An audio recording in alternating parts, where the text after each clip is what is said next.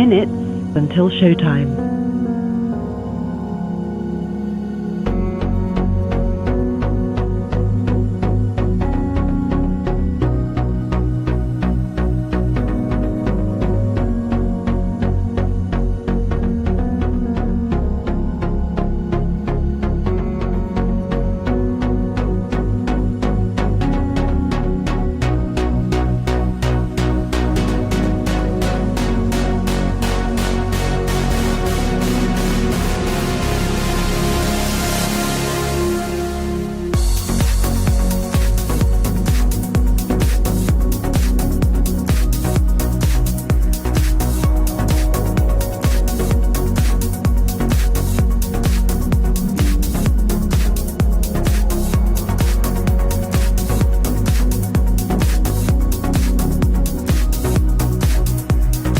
3 minutes until showtime.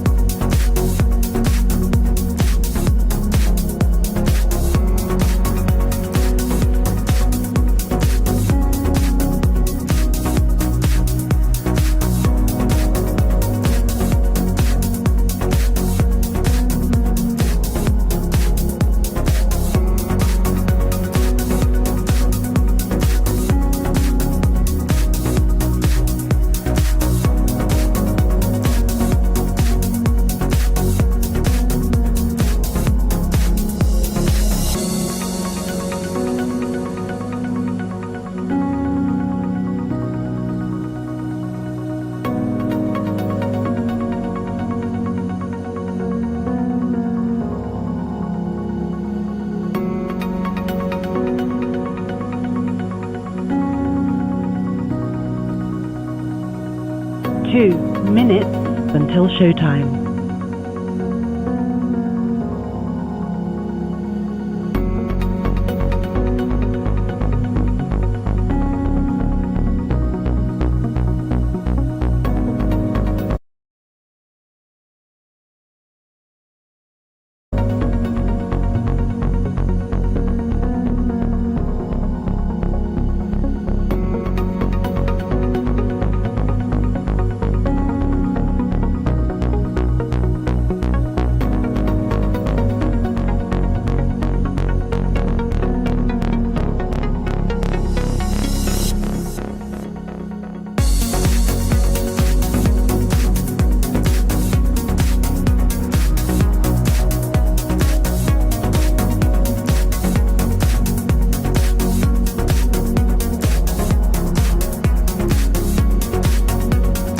1 minute until showtime.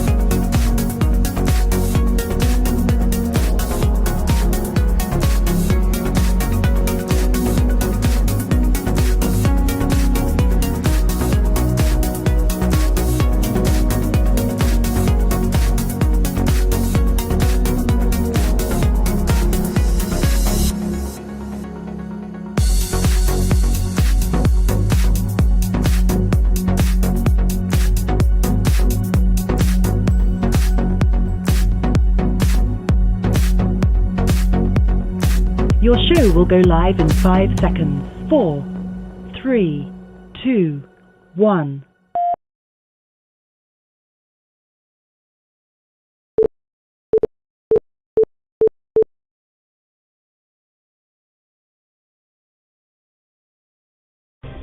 Insurrection, obstruction, indictments, civilly liable for sexual abuse.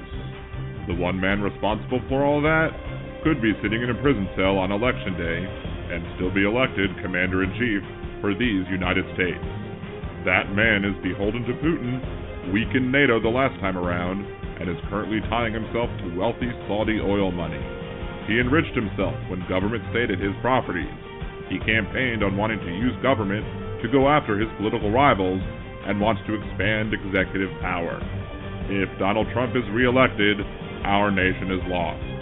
So let's roll up our sleeves, get to work, And tell the MAGA folks, no more, before it's too late.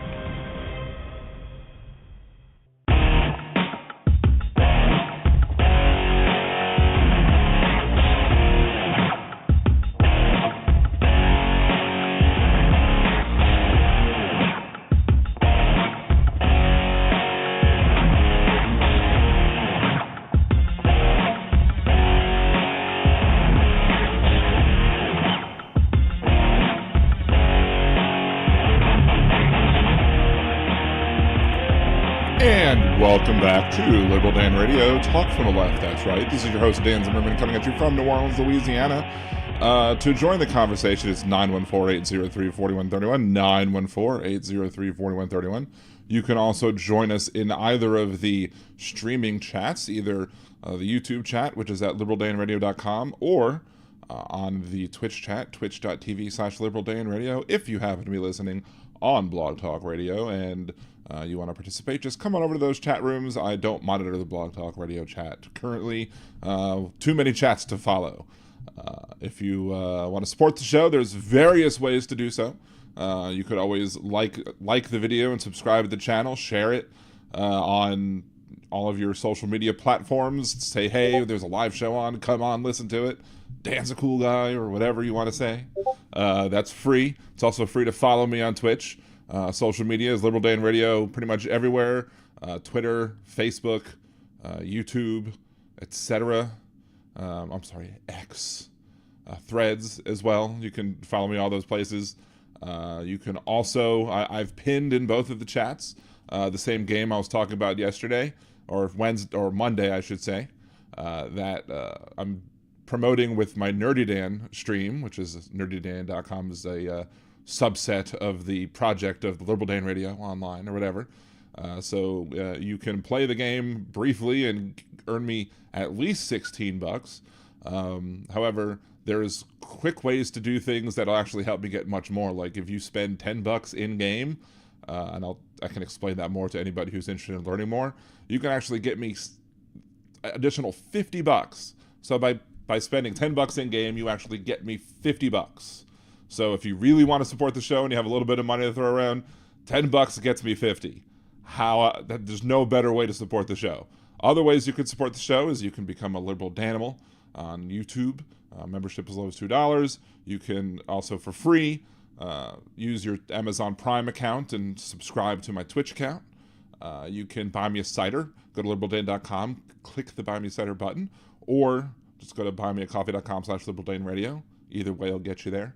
Or you can Venmo Liberal Dan and just do friends and family, because you're not buying anything for me right now.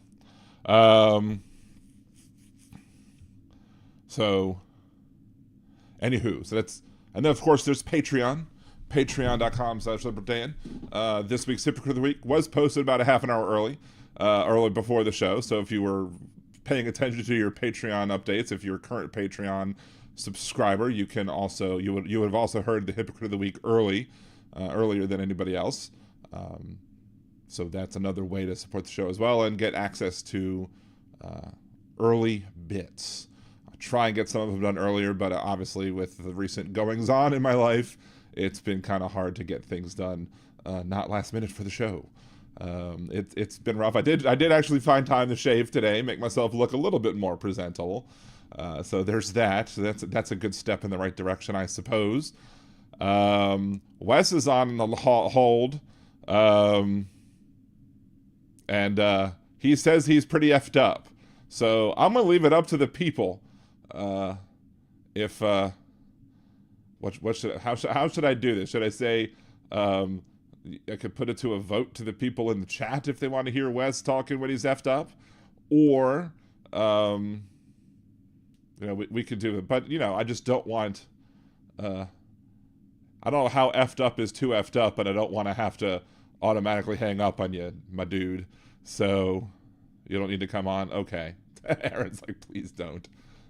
Okay. I'll listen to Aaron.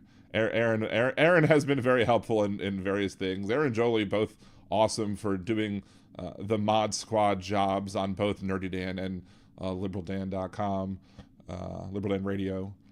So appreciate both of them for that. Erin has also, she also went ahead and did do a bunch of stuff and in the current game that I'm promoting right now. So shouts out to her for that. Jolie's like, please do. Don't make me. We have yin and yang over there. People who want to cause chaos and people who want to prevent chaos.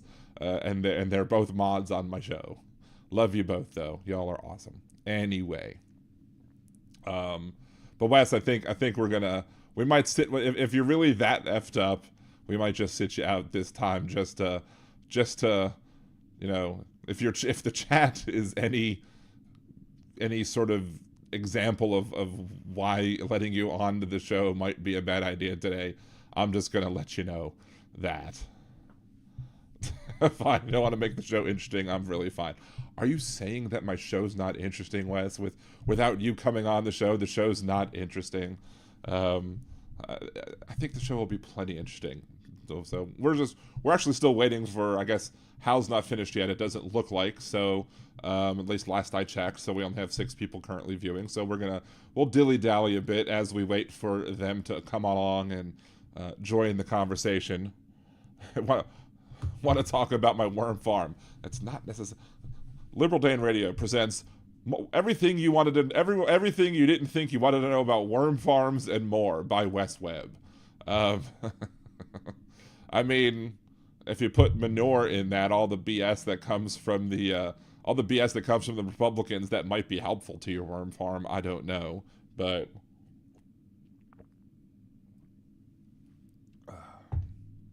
anyway. I don't know if the world is ready for another conversation about worm farms. So you stay awake just for. I appreciate you, Wes. You know I do. I just don't necessarily think that having effed up Wes call into the show or on the show is going to be good for the show, if you know what I mean. Poop. Yes, poop.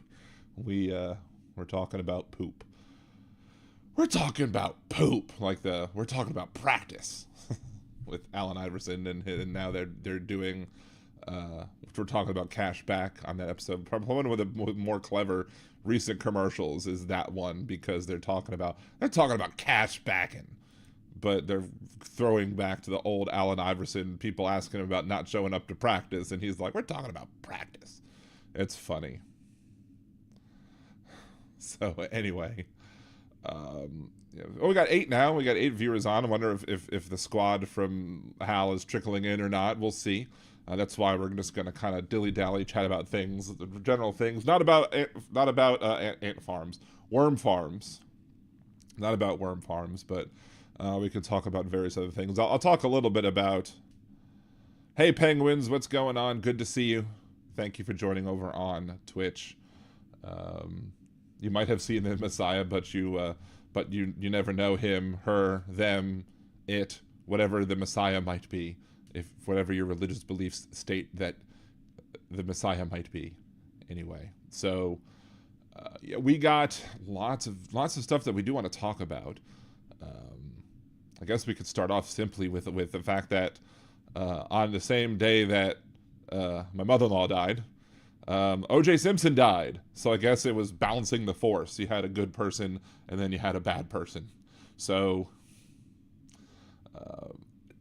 it's crazy. And we were literally just talking about the legal system, and I forget what brought up the conversation when we were out for dinner, out to dinner, and we were with my kids. And we were talking about something about the legal system and people going to jail and people doing wrong things, and do people who always go to jail who do bad things. And I don't know what brought the entire conversation up, but it got to OJ. We used that as an example of how he was accused of doing, killing Nicole and Ron Brown, etc. And never went to prison for that, but went to prison for other things, and and then less than a week later he ends up passing away from his illnesses that he was being very hush-hush about, apparently. So, what's up, Nerd Misha? Good to see you. But yeah, it was just very odd that we were having like, you don't randomly have conversations with your children about O.J. Simpson, but it happens.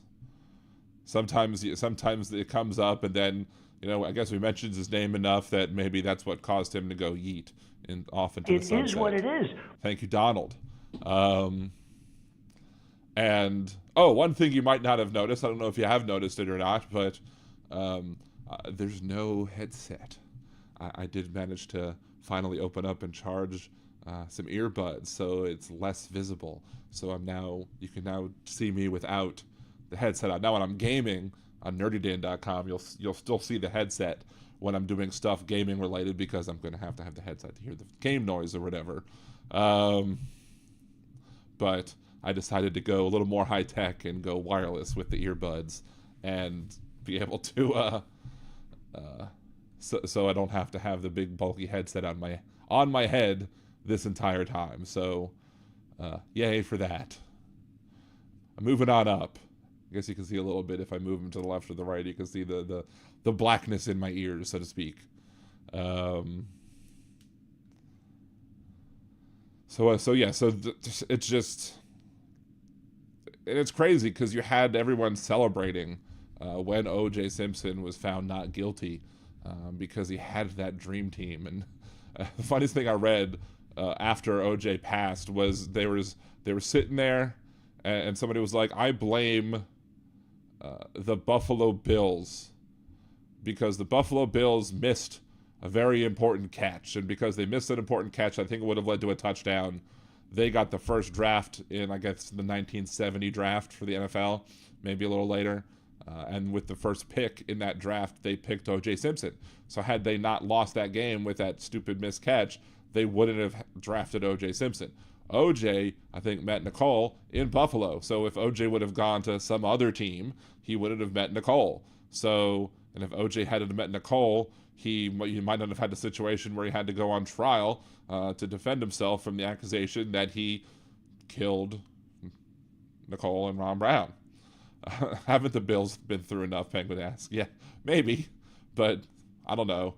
They still deserve some of the blame for this. So because of all that, you got to see the Kardashian was part of the dream team, and because of the attorney of his attorneys, one of them being Kardashian, he then became somewhat famous, and then the Kardashians themselves got even more famous, especially when Kim put out her video, and now we have to deal with keeping up with the Kardashians and all that other stuff. So it's all Buffalo Bills' fault that we now have to deal with the Kardashians.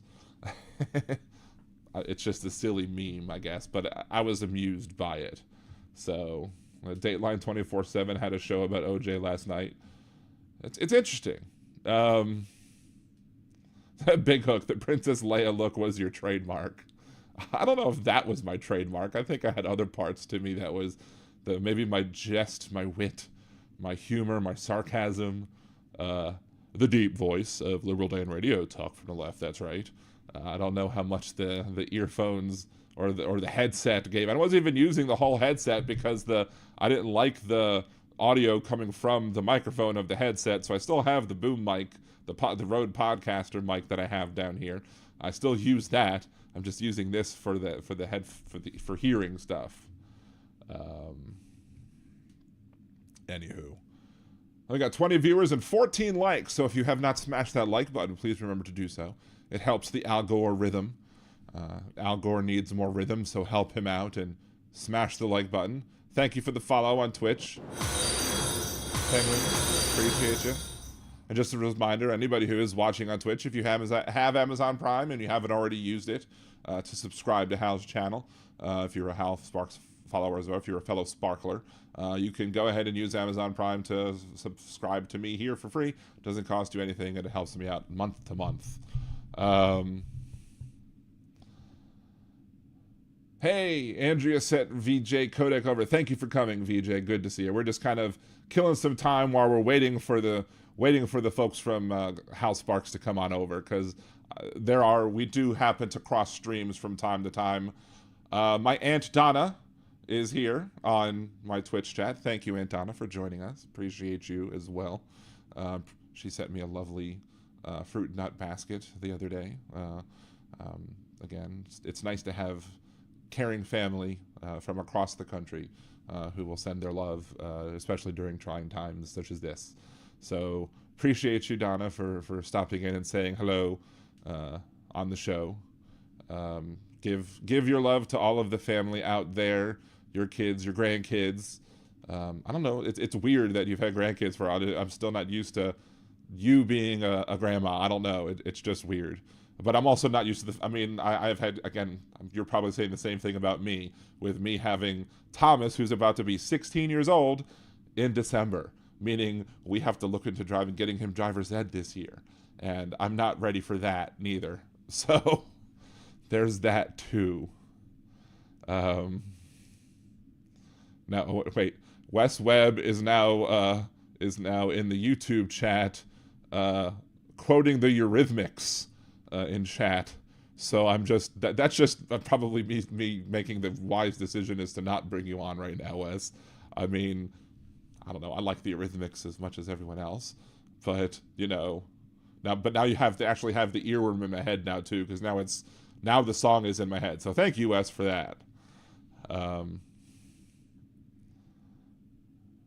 Anywho, so yeah, what else we got? This what has to have been was this like the shortest impeachment process, like from the time that the articles of impeachment were passed and that Mayorkas was impeached to the time where the Senate said, nope, sorry, F you, we're not doing this.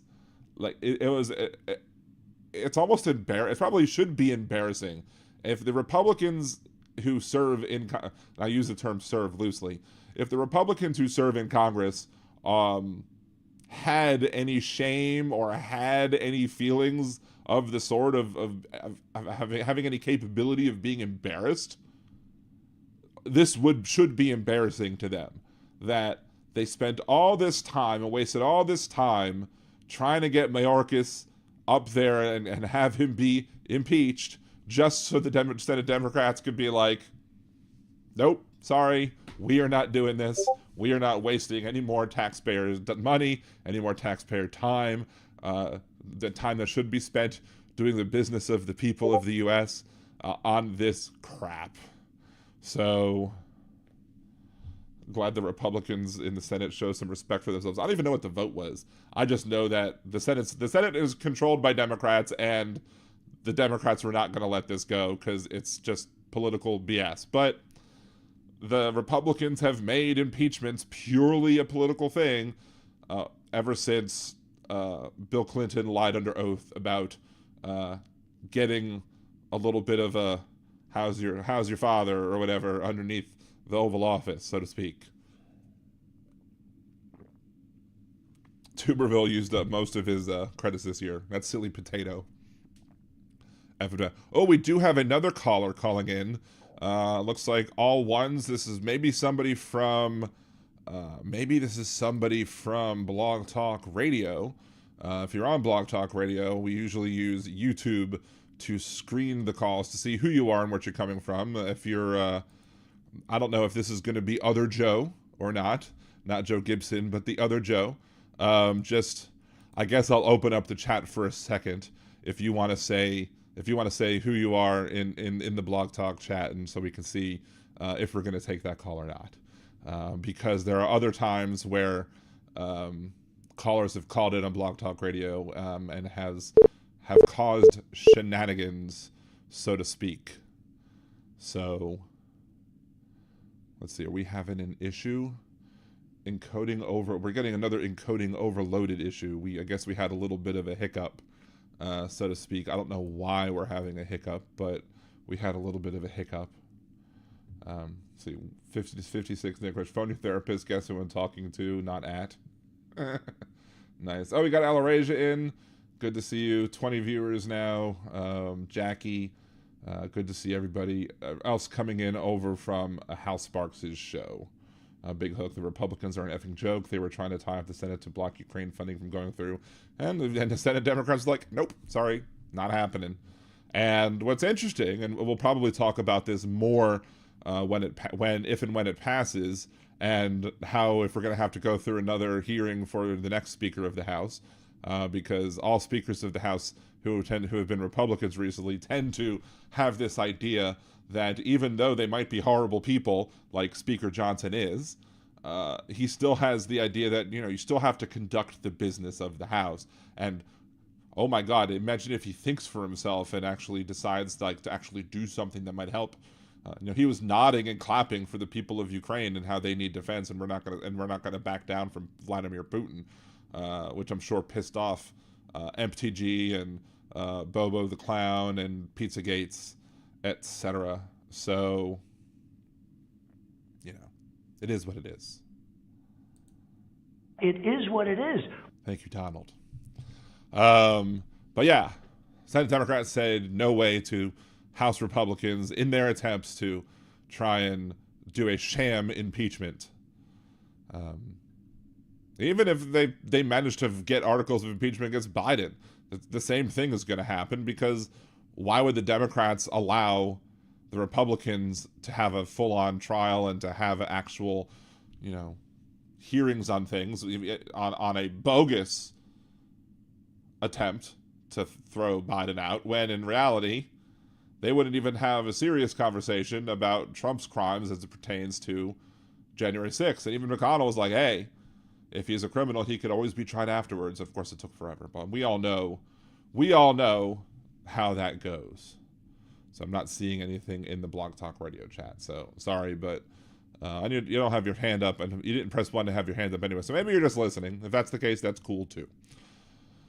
One interesting thing that I don't know if I talked about this, because the other day on Wednesday, was it Wednesday? I had, maybe I did talk about this Monday. I don't know. Everything's been a blur between Wednesday and today. This whole week has been a blur. You can understand why with my mother-in-law passing. But I did call in on Wednesday night to Joe Gibson's Blog Talk Radio show, because he was like, Dan threatened me, Dan attacked me, and I'm like, I did not. This is what I really said. This is what I really did, and it was a reasonably decent conversation. Although, again, I think I did talk about this last time, but whatever. In reality, I've had to kind of explain to them why certain things are anti-Semitic, and they were bringing up the practice of. There are some Jews, some of them in New York, I don't know if all of them are in New York, but some Jewish communities who are part of the ultra-Orthodox, even though I don't think this is an Orthodox way, where they'll do something disgusting during the ritualistic circumcision ceremony, referred to as a bris. If you're not familiar with the term, the ritualistic circumcision is a bris, or a brit milah is the official Hebrew term for it. They do something disgusting with their mouths during that time, which has caused some babies to get herpes. It's gross. It's so gross. And the first time I heard somebody talking about this, I think I was working at one of my previous employers, and one of my fellow coworkers brought it up, and I was like, are you crazy? That doesn't happen. Because growing up Jewish, going to a Hebrew day school, there was never an instance where this particular part of the circumcision ceremony was discussed or brought up as something that you're supposed to do. And so when the person brought it up, I was like, that just sounds like somebody trying to be anti-Semitic. And well, it turned out that it wasn't. That in reality, you had people doing this disgusting thing. And I'm just like, that's gross. But the problem is that you then have some of the Joseph Gibson listeners, and his hand's raised now, some of the Joseph Gibson, it's Sarge. So hold on, Sarge. I'm assuming that's Sarge. I'm assuming that's you. There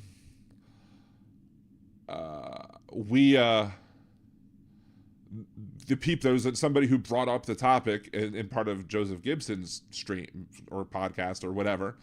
And in that, I'm just like, yeah, I mean, every single person that I know who has brought it, who has talked about this, who is Jewish, has all shunned it and said this is bad. But there are people who will latch on to these sort of actions by a extreme minority of Jewish people, and will try to side and try to say Jews do this. I'm like, no. Jews don't do this. There is a certain subset, a very minute, small, infinitesimal subset of Jewish people who do this, and you should not be blaming all Jews for this. And any attempts to try and label Jews for that is anti-Semitic. And they're like, in the conversation, they're like, but it's true. I'm like, yeah, it's true that there are people who are Jewish who do this. That doesn't mean you should be trying to paint all Jews with that brush. So I don't believe this is Gibson on the chat, though. So Adam West says, Brazil, Russia, India, Syria, China dropped out. Maybe they didn't like the actions of the particular subset of Jewish people that we're talking about. All right, let's go to the caller and just see. We'll take a shot, bring them on, see who it is, see what's going on. Hey caller, what's your name? Where are you from? Yeah, this is Naj, man. Oh, it's Naj. You weren't coming up with an Atlanta number. That's why. I think that's why I was confused. Good to hear from you, Naj. See, it was against my better judgment to take you on, but you're here and it's you, and you're a friend of the show, so awesome. Good to see you. Good to hear from you at least. What's going on today? Yeah, it's all good. It's not somebody calling in to argue with you about the border, which I'm sure they would have. But no, I saw the topics you had for your title, and the WNBA one. I just kind of wanted to weigh in on that one. That was pretty much it, though. Oh, sure. And, sorry about your loss, man. I didn't know you had a loss in the family. Sorry about that. I appreciate it, man. It's been better these few days than the last few days. Obviously, it was not necessarily expected, but I mean, she was really, we had a much better relationship than the stereotypical mother-in-law, son-in-law type relationship. We were very close. I think I talked about in the last show that my there was the joke that my wife would always say that if me and my wife ever got divorced, that my mother-in-law would take my side because she always thought that she liked me more because we got along really well. I'm sure that wasn't true. I'm sure she would have happily taken Cassie's side, where it might have actually depended on who she felt did wrong as well, because my mother-in-law was the type of person that would tell you if you did something wrong, hey, you did something wrong, and she would be blunt and honest with you, but fair. And I think the amount of times that we've disagreed was on like maybe 3 times, definitely less than one hand. But yeah, I definitely do want to talk about the WNBA pay thing, and make this a little shorter, a clip that I'll post later, because I do want to make it a little bit of a segment. But yeah, you have all these, very popular stars who got big endorsement deals. Like I think one of them was like $3 million endorsement deal. Now that NCAA students can get paid for endorsements when they used to not be able to get paid for endorsements. And so, you have these students who are making big money, multi-million-dollar endorsement deal contract, who then come to the NBA and they're only making $70,000 is what the number one pick is making. I don't know what the salary is going to be for everyone. I think there's a minimum salary, like Caitlin Clark went to the Indiana Fever. There's a minimum amount of pay that you're allowed to get in the WNBA, and there is also a max. But and do I believe in equal pay for equal work? Absolutely. It has been 100% has been the stance of my podcast since well before the Lilly Ledbetter versus Goodyear Tire and the Lilly Ledbetter Fair Pay Act, since that happened way back in 2008, 2009. That I've supported the idea of fair pay, equal pay for equal work. your gender should not determine what you get paid. Your work should determine what you get paid. Unfortunately, what a lot of the people don't understand here in this conversation is the equal work part. Is like, are you doing this? Are they doing the same job necessarily as their NBA counterparts? And some people say, well, yes, they're all playing basketball. I'm like, okay, that's fine.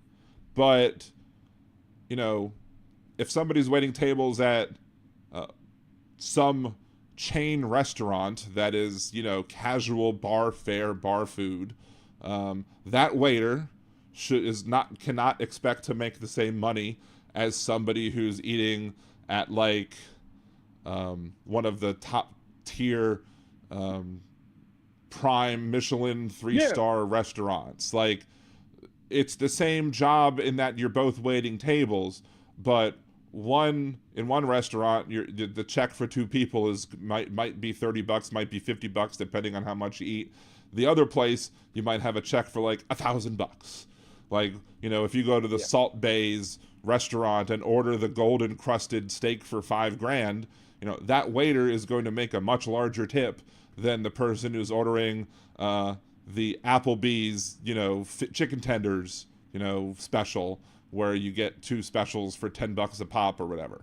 Like, to me, if you're equating those two scenarios, you can't, because there's a certain thing to be said about if you're bringing in the money, then you're going to be making more money. But if they're not bringing in the audience to justify the ad revenue, if they're not bringing in enough money to pay these players what the NBA is being paid, then you can't equal the two. Like take women's soccer, for example. If you look at the amount of money that the women's soccer team brings in for domestic play in the United States versus the men's soccer, the women's soccer team should be making more money than the men, because they actually bring in more money than the men for locally, like in our country wise. They're the premier women's team, whereas the men's team is pretty bad. Right, the men's team is the men's team is average, pretty bad. The women are great, and they bring in more money. Now their gross pay might be a little less, but why is the gross pay less? The gross pay is less because the women negotiated as part of their salary different benefits. And that's another problem that I have with people when discussing, pay and even healthcare issues.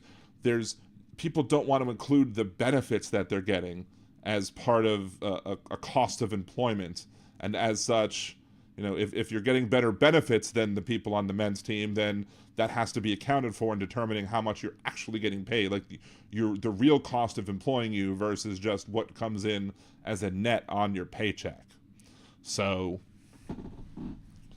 there's that. But like, and I know it's coming across as we're two guys, we're trying to talk to people and trying to tell people how, it's how you can't equate the WNBA with the NBA when it comes to the salary that's paid. I mean, the NBA actually subsidizes the WNBA a little bit, relatively speaking. But if you were going to force, you can't force the WNBA to pay people the same as the NBA does, because they're just not bringing in the same money. If you, as a fan of women's basketball, and I've gone to women's basketball games and they've been very excited. There's none here at the professional level.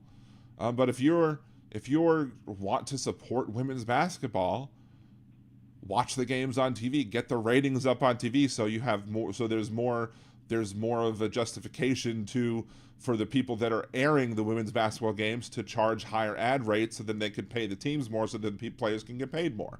If you support women's basketball, fill the arenas that they're playing in. Make sure that it's sold out every time.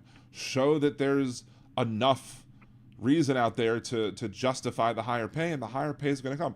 And it may very well be that, Caitlin Clark and others who have played this season, who got drafted this season, who, they may very well drive a revolution of people who want to watch this game.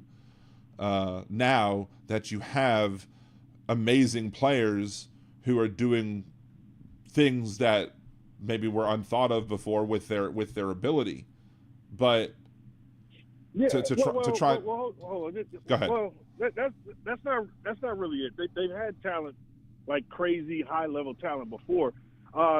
It's just like this. The way you laid it out is perfect, especially the waiter waitress comparison. At the scale of a restaurant, because the WNBA is really young. That's the main issue here. So the NBA, for the most part, has been around 100 years.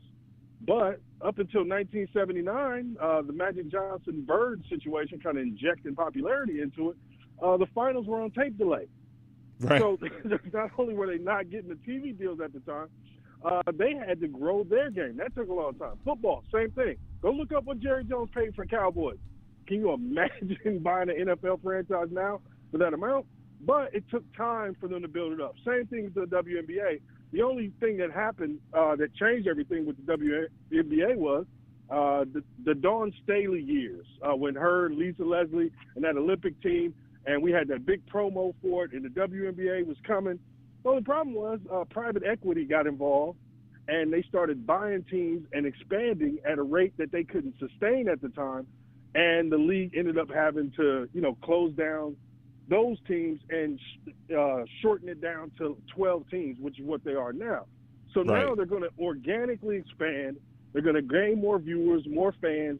The thing with Caitlin Clark and Angel Reese, which turned into like a rematch situation, that created a new group of fans, of young girls, that they had never seen. And all of that is going to be in play in the next few years. So the next, collective bargaining agreement, their checks aren't going to be $70,000.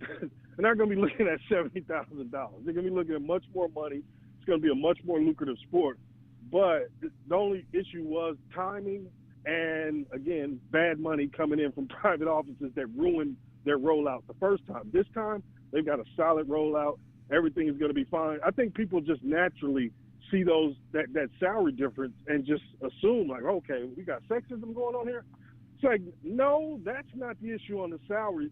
Now, the issue on engagement with the sport and the amount of people who spend time just talking trash about the sport for no reason, that's where the sexism is involved. Right, and exactly. That does hurt the sport as far as, its image, but, yeah, they're in a good place now. We got Caitlin Clark and all these other young people coming in, and I'm really excited for the WNBA. I think they're going to be much better than what people are assuming. And low-key, this would be the time, if you were going to buy a franchise, this would be the time to do it, because they're relatively cheap and they have a lot of room for growth. The only problem is we don't want the private equity Mitt Romney type folks coming in and buying. Right. Well, we all know what the private equity Mitt Romney does. They buy up companies and then kill them and then let them die. Like the whole leveraged buyout of KB Toys should be criminal. That it's not is criminal is in and of itself. But yeah, this whole thing that how they've been able to, leveraged buyouts shouldn't be legal. Like it's like taking if I bought a car and financed a car with like a corporation, let's say. So I financed a car with a corporation, and then I then take the car and I sell the car for parts. I'm like, okay, here I'm going to sell all the car for parts and make and then pay myself a whole bunch of money for selling the entire car for parts, and then I declare bankruptcy with the corporation. Like that's pretty much what they did with KB Toys, and how that is legal is beyond me. But it's the people who want to be able to do that are the people that write the rules. So that's what we're dealing with. And so unfortunately, hopefully it doesn't happen with the WNBA. Hopefully they do have some, requirements on, if you're going to buy a franchise, you actually have to show that you want to have the franchise, or we're going to take the franchise over from you. And And hopefully, you know, again, like even the drama, like the hand waving, the pointing at the ring, the you can't see me that they were doing back and forth to each other, you know, last year, and now that they had the rematch this year, you know, hopefully that will inject some, you know, fire under the butts of the fans. It's the most Rocky-like story that could happen organically that you didn't make up. Like Right. that was a Rocky story. You know what I mean? The kid from Iowa, unheralded kid, comes out and beats the hell out of everybody. All these 5-star athletes. So Right. yeah, man, this is gonna be something. And I think it's good though that a lot of people saw this and initially glanced and said, okay, something's wrong here. And then if you give them more information, I think people will be understanding about it and understand that, no, this is not just some old school sexism. They're not cheating the girls out of their money. Right. This is why the girls had to play overseas in the off season. This is why Brittany Griner, you know, that situation she went in where, you know, she's going for her regular tour playing basketball. And then all of a sudden a war breaks out and she becomes a political chip for Putin to use. So, Right. yeah, And we mazel need to get to a place tov where no to more Brittany of that. Griner and her spouse because they're expecting a kid or they're having a kid or something. So congratulations to them as well. So I just heard that, I think, over the weekend as well, which, you know, one of the things that managed to stick in my brain after the whole mess that has been this past week for me. But no, it's an argument that, and it's, look, I'm very sympathetic to the idea that you know, we should generally have on the low level. I'm all for like universal basic income. So there should be like a universal basic income where there's a floor where you can't make less than X. You know, you're always going to make X, whether it's that and your unemployment, or if it's that and minimum wage, or whatever it is. That should be a case, and that would help a lot of people who are lower income people in negotiate for better salaries because, well, they don't need to settle for something that's, you know, subpar. That being said, you know, 70 grand is a decent salary for most people, and the people who are famous, like your Caitlin Clarks, like everybody else, you know, who were drafted, you know, top tier draft this year.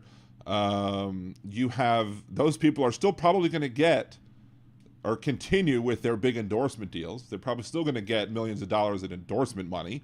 And then as it and that will probably help feed the popularity of the sport, which would then work to get butts in the seat, which will then work to help elevate all of the players in the WNBA get more money, which ultimately should be the goal to have it be, you know, more equal to what the NBA makes. I don't know if it'll ever be the same, but it can get closer, but there has to be a market for it. You can't artificially create a market and expect it to survive. If it's the conservative, this is the thing I think that gets me the most about this whole thing. Conservatives are typically the people who believe in supply side economics, i.e. if you build it, they will come. Supply side economics is a myth. It's a failure. You can't just create something out of the blue and then say, okay, well, it's here now. People are going to want to watch it, or people are going to want to consume it. People are going to want to use it, whatever it is. No, the demand has to be there in order for you to have it. It's just weird to me that liberal left-leaning folks are latching onto this idea of supply side economics when it comes to equal pay in sports, where that doesn't make it. You have to have a market, you have to have an audience, you have to have people who are going to want to come watch you play, and that's going to get the people paid. And if you're unwilling to pay for your tickets and put your butt in the seat, then you're not gonna help these very talented players get the pay that you think they deserve. So, yeah. And Kate Fagan used to be over at ESPN. Right. She has on Twitter, she has an article from I think 2 years ago where she talked about this topic because she saw this coming. She saw the talent that was coming. She saw the change that was going to happen as far as how people report on it, and she knew these arguments would come out too. So I think she addressed all of it well. So anybody out there, you know, find her on Twitter or IG, and you can kind of read that article. That I think she wrote it for ESPN, in 2021.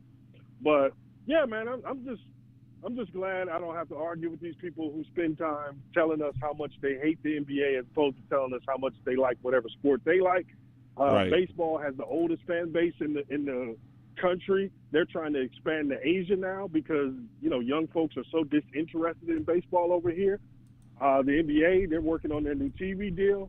They just banished a guy from the league who was gambling on the NBA. And meanwhile, the NBA and all other sports now are in partnerships with all of these gambling houses because gambling is taking over in America. So, all of these sports have their own problems. It's just with the WNBA, somehow it gets pushed down and thought of as incompetence, inferior product, all the other things. So that's where, a lot of the sexism comes into play with this stuff. But right. I think people are starting to get it now. But yeah, and there are some people who are just who like basketball because they like the athletic dunks or whatever, and you're not going to necessarily see that from many players, at least in the WNBA. But I mean, you're going to see when you see some players pulling up for Steph Curry style threes. I mean that's going to put some butts in the seats if you're pulling up. If you're pulling up some Steph Curry distance threes and just pulling back for a long three and you're making them, that is going to generate excitement. Meanwhile, I'm sitting here in New Orleans and we have the frickin' Pelicans who were cruising into the playoffs, and now on Friday we have to beat the Kings in the play-in tournament because we've choked, and of course we've lost Zion Williamson again for another season because Zion Williamson apparently never wants to be healthy enough to make the playoffs. And like freaking glass cannon that he is, but that's just a local rant or whatever. No, that's a universal basketball argument right there you just made. I agree with it. And the scary thing about Zion is the moment you guys get too mad at him and decide you don't want to re-sign him and keep him there, he goes somewhere else and is healthy. We all know what he can possibly be. Right. It's just, the decision making. Can he get his diet under control? Can he pick different women to talk to instead of the ones that he chooses? There's a lot there. But with that talent and the things he can do, like I saw that young boy run through LeBron James to the point of where LeBron's feet were in the air when LeBron tried to take that charge. Like, that kid is he is incredible, man. So I just hope he gets right, and someday we'll really see the full potential. Hopefully it doesn't happen with him joining the Lakers. That's all I'm hoping for. Because, how many people have we lost in New Orleans to the Lakers? I mean, so many. It's either that or the Houston Rockets. There was at one point where I looked at the starting five of the Houston Rockets, and I'm like, every single one of these people played for the Pelicans or, at the time, the Hornets. Like, it was bizarre. Like, you had everybody. I was like, what is this, New Orleans West now? Like, it was crazy. But, and then poor Chris Paul can't win a ring to save his life. But, Chris Paul should have done what LeBron James did, which is, LeBron James was like, I'm not gonna win. I'm too good by myself. Because I don't want to choke. I don't want to not play up to my talent. So I can carry an entire team into the finals in the East. But once we get to the finals, we get trounced because we don't have enough talent here. So LeBron, and I fully believe this was planned. Like, this is my NBA conspiracy theory. Like, he goes to Miami, gets himself a couple of rings, lets Cleveland suck for a couple of years so they can get some good number one draft picks. They get Kyrie Irving. They got a bunch of other, top tier players. Kevin Love. Thank you. I was thinking about that. Name blanked. Comes back. LeBron James returns, and it took him 2 years, and then he gets a ring there too. He gets Cleveland a ring because, he needed help, but he wasn't going to get the help via the draft because he was too good by himself. So Chris Paul should have done the same thing. He should have left New Orleans for a couple of years, gone to somebody else, maybe get a ring, maybe not, I don't know, but then return to New Orleans once we got the good draft picks. But he never actually did that. So You know. Yeah, he's just unlucky. It is what it is. Thank you, Donald. And sadly, it might be over for he and Klay Thompson. They're probably going to be off the bench for the rest of their career if they choose to play more. Right. But, death of a dynasty, man. I don't know what Steph Curry's going to do, but LeBron James wouldn't stand for what Steph Curry stands for sometimes. And that can be a commitment to loyalty when some of that loyalty may be unearned and it may be time for people to go, i.e. Draymond and Klay. So we'll see if Steph is tough enough to do that. But, you're right about LeBron, man. He figured out he can't beat Mike when it comes to just looking at resumes and people saying, okay, 6 is more than 4, buddy. You can't beat him. So his thing was, when he goes into the Hall of Fame, he's not going to be represented by a coach. Think about it. What coach do you consider to be the LeBron coach? Right. And then what franchise do you consider to be LeBron franchise? He became his own entity, and he just filled out the pieces around him. So, it's a beautiful thing for the modern athlete to think in that fashion, and we'll see if he's able to get an NBA team as an owner afterwards. And at that point, players understand LeBron James is not your friend. If he becomes the owner, he is now on the other side of the table, baby. Right. But Draymond Green just needs to stop kicking people in the nuts. I mean, that's the bottom line when it comes to that. I don't know. I mean, change your shooting I mean, to me, it has to be purposeful. I mean, his shooting motion just comes up and his legs kick out, and there you go.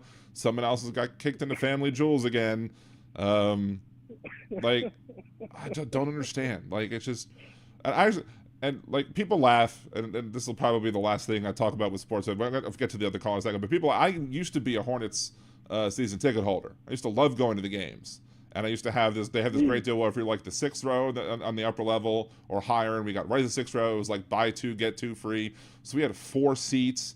So like for, not popular games, we would go and bring friends. For popular games, I get to sell 4 seats worth of tickets and make bank and have the season tickets pay for themselves. Right. But it was still when Ron Artest was still Ron Artest and not Metta World Peace. And there's still this I can go find the clip on YouTube of the game where this happened, where Chris Paul got the rebound. Ron Artest got one of the basket, like shoved him full extension of the arms, got the ball, did the layup, and like all the people in the audience, this is in New Orleans, were like, that was a foul, and the ref's looking right at him and doesn't call anything, and it's just like, this is, and I contacted my season ticket rep, and I was like, I'm not renewing my seats. Why? Officiating. They're like, what? I was like, he's like, I never had anybody cancel their season tickets because of officiating. I'm like, no, I guarantee you I'm not the first to do it. I might be the first to say it, but I'm not the first to do it. But if I wanted to watch scripted sporting events, I'd go watch the WWE at this point, because if you can shove somebody on, that was personal, brother. And then the other thing was like on the WNBA. A lot of officials hate Chris. Yeah. No, a lot of officials hate Chris. There's one, Foster, who he has a long-going feud with, and he just doesn't get the calls any other person who's going to walk into the Hall of Fame when they're done would normally get, man. So, yeah, I've seen bias against Chris Paul as far as officiating. But man, that was bias against Chris Paul and bias for the Lakers. That was like double bias. It was like Chris Paul wasn't getting the call, and it was because our test was still on the Lakers at that point. And I'm just like, what are you doing? And you actually go to the WNBA feed of it, and they're reviewing the play or whatever, and they're like, oh, that was great defense by Ron Artest. I'm like, no, it wasn't. It was a foul.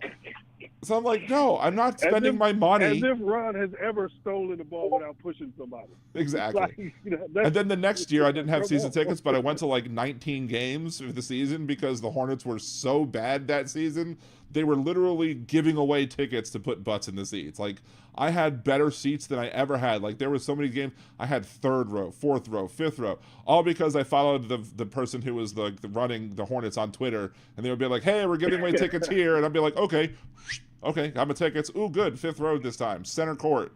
This is awesome. So it spoiled us for any other season, because I'm like, why would I want to pay when I can get these tickets for free? Holy crap, this is amazing. But yeah, it's... Yeah, we had that down here during the Hawks rebuild. When the Hawks rebuild, you could buy the standing room only, deep nosebleed seats. And then by the time you get inside, man, it's so empty. You can just walk down. The ushers will even help you. and you're almost on the front row. It was so bad at that time. Atlanta's Right. better than that now, but man, I remember those days. But yo, man, let me let you get back to the important stuff, and you can start very talking true. about that orange criminal and whatnot. And I'll hang back and listen, man. But good. But hey, look, you, if I am Memorial Day weekend, I am going to be in Atlanta. So if you want to shoot me an email, Liberal Dan Radio, and see if I don't know if I'm going to be busy on that Saturday, but if you want to just meet up and say hey one day, be more than happy to do so. Okay, that's what's up, man. Cool. All right. Shoot me an email, liberaldanradio@gmail.com, and we'll definitely talk about it. All right. All right. Have a good one, man. Bye. Oh, we did have another caller on the line, but the other caller did hang up. So I was going to go to the other caller, Wes. Wes, you're being too bitter at this point for me to go to you with your worm farm stuff. We're not talking about worm farm stuff. We're talking about worm farms. Anyway, so no. But there was somebody else who was waiting on hold. Put the area code in the chat. I was asking who it was. Area code 323. I don't know if that was Bringing a Boy or not. If it is Bringing a Boy, again, you can call in and we can talk about it or whatever. But anyway, I've been recording this. I probably edited a little bit, but that's basically, we covered our, my kind of stance about that. I didn't catch anything in the chat with anybody necessarily disagreeing with me.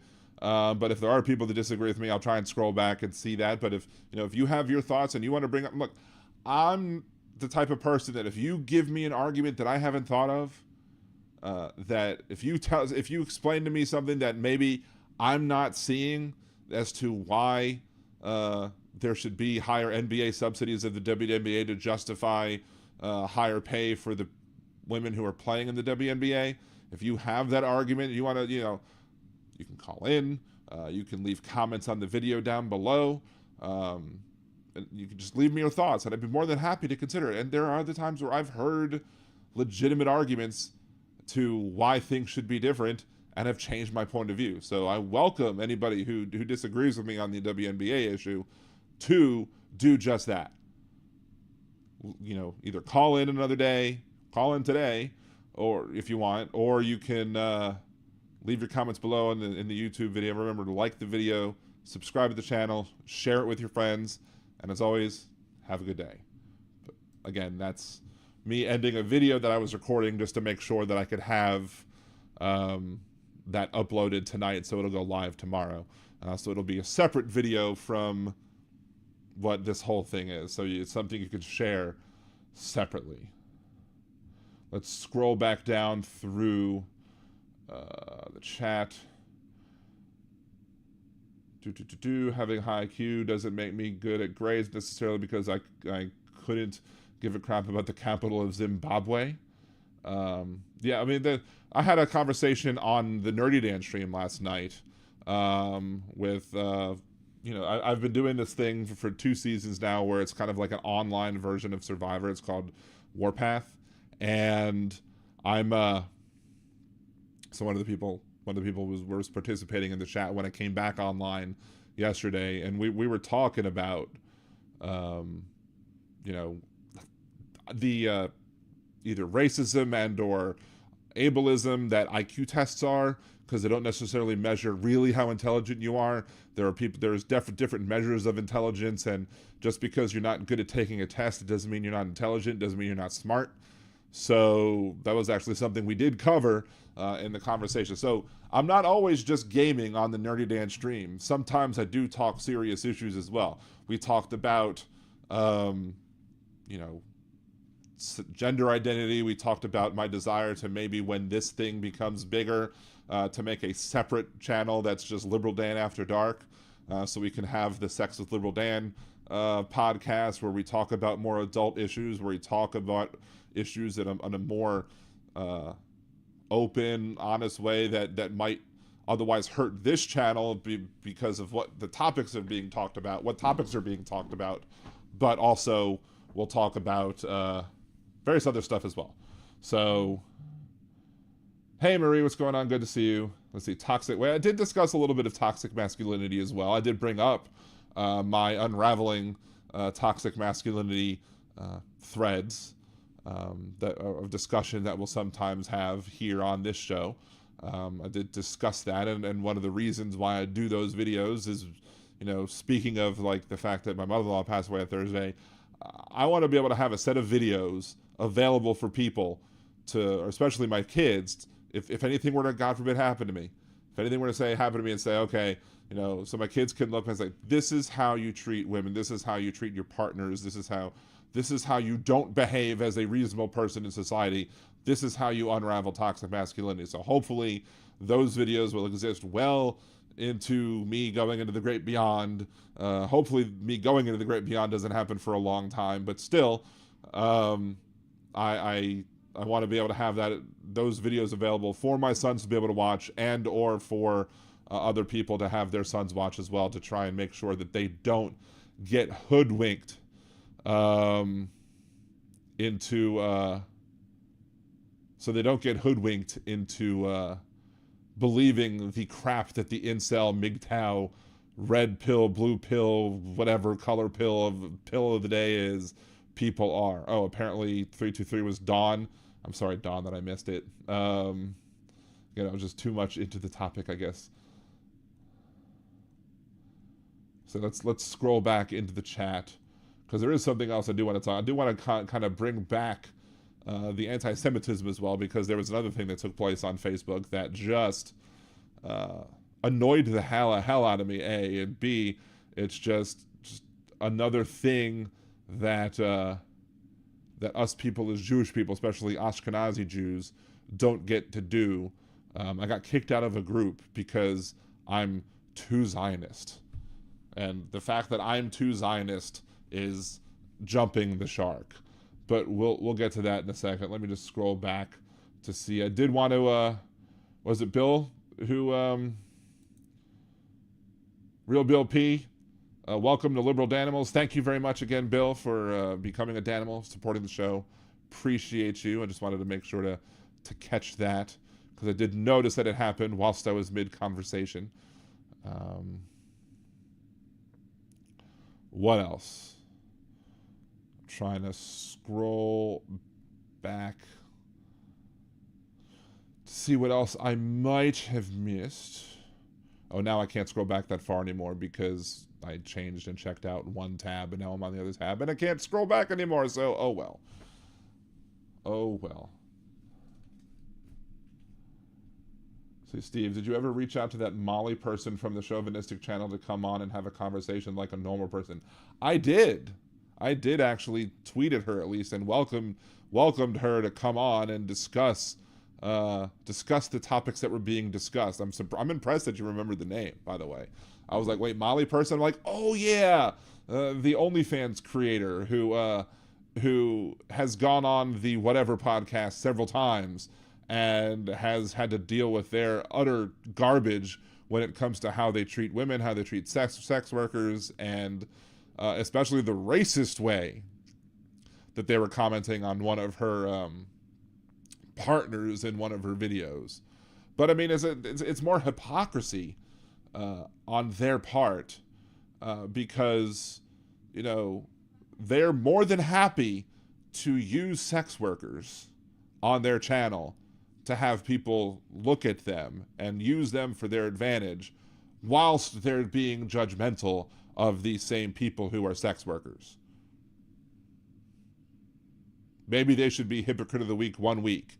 However, we do have a Hypocrite of the Week this week, and that Hypocrite of the Week is as follows. This week's Hypocrite of the Week is The Atlantic. See, The Atlantic posted an article stating that democracy dies behind paywalls, and stating how important it is to have information available for free, especially during the 2024 elections. However, in order to read the whole article, guess what? It's behind a paywall. So I guess they are cheering for democracy to die, eh? Or are they just tone deaf?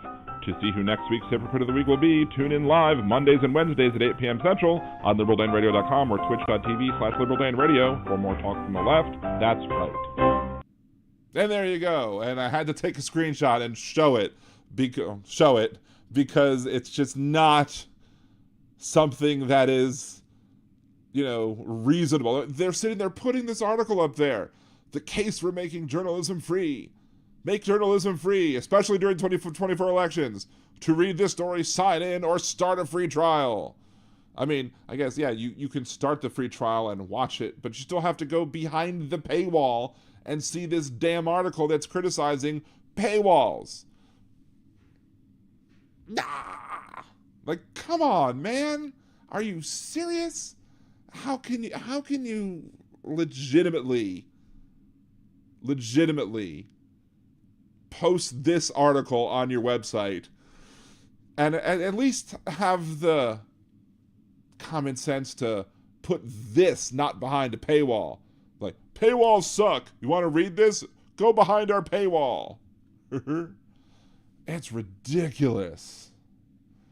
Absolutely ridiculous that they have to that they had the tone deafness to post this article and put it behind a damn paywall whilst talking about how bad paywalls are. Oi, indeed. Big Hook, 778 calling. All right, well, when 778 calls, I will pick it up. Till then, I see that 778 is saying that he's going to call, but I don't see it there yet. So, I don't know. Maybe there's a Blog Talk Radio issue, or maybe it's just taking a while to dial. But the phone number is 914-803-4131, 914-803-4131. If you want to call into the show, just leave your area code in the liberaldanradio.com chat, which is the YouTube chat, or on the twitch.tv/liberaldanradio chat as well. Support the show. We're on Mondays and Wednesdays, 8 p.m. Central, from 8 till whenever. You can, on YouTube, you can subscribe for free. We're trying to hit that 1,000 subscriber mark. We're almost there. It'll get us even more monetization on the channel, which would be great. You can become a Liberal Danimal, support the stream that way. It's only $2 to be a Liberal Danimal. It supports the show that way. If you have Amazon Prime, you can subscribe to the Twitch channel for free, and that gets me a little extra money. Otherwise, it's the base cost to subscribe. Of course, Twitch uses follow for the free thing and subscribe for the paid. YouTube uses subscribe for the free and membership for the other thing. So it gets somewhat confusing sometimes. You can support the show other ways. Become a patron, patreon.com/liberaldan or patreon.liberaldan.com. Either way gets you there. Venmo, Liberal Dan. You can buy me a cider. Go to liberaldan.com, click the Buy Me a Cider button, and that'll get you there as well. Adam Westish, I would call, but I would be afraid I have nothing interesting to say. That's assuming that anything I have to say is interesting, right? I mean, the gall of me to think that anything that I do is interesting, so to speak. So, I mean, you may very well have good points to make, and we may want to hear them. So you're welcome to call in. So, anywho, what else am I going to talk about? Oh, and the other thing, I'll bring this back up again since we're at 31 viewers, 31 likes. Good job, everyone, for doing the 31 viewers, 31 likes. Easy E-Never. OJ can rest in peace knowing that his ex-wife killer has finally passed away. I saw that pasted over a Norm Macdonald thing, and I was just, that's brilliant. Wes must enjoy having his comments deleted by Aaron and Jolie. Because it's not that I'm chicken shit, Wes. It's because you already told me that you were freaking effed up. I'm not letting you on the show when you're effed up. I'm sorry. I mean, maybe we'll do a drunk Liberal Dan show one day. I did do a drunk Nerdy Dan stream one time where I was playing Fortnite at drunk, but that's a different story. Let's see. Apparently the message I'm receiving is that I have insufficient funds when I call for some reason. That's kind of weird. I don't know if it's if the issue is what the issue might be there. Because it's weird because phone calls are weird because technically it's an international rate, I guess, if you're calling from Canada for some people, but you're probably closer to where the phone center is set up than I am because Blog Talk Radio is hooked out of New York. So I don't know, I forget where in Canada you said you're actually from, but so I don't know what the distance is between New Orleans and where you are in New York and you are, but there's a good chunk of Canada that's much closer to New York than they are to New Orleans. I don't know, maybe Vancouver or something might be a place where it might be close. I still would bet that New York is closer, but who knows? Maybe I'm wrong about that one. I don't know.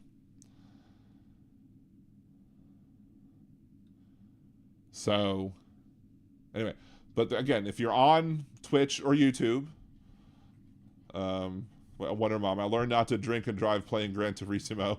Effed up. One thing about video games that's interesting, we'll get to the other video game in a second. I would sit there and I would play Grand Theft Auto for a long time. And I remember sitting there, I was playing it for like 3 hours one day. And I had class at like 4:15 to 4:30 or something. It was an evening class. I think it was a Tuesday. And I'm just sitting there playing Grand Theft Auto. I'm doing all the Grand Theft Auto things that you could do, drive-bys and getting 5 stars from the police, running from the police, paying for hookers, and then getting your money back from them on the head or whatever. Anyway.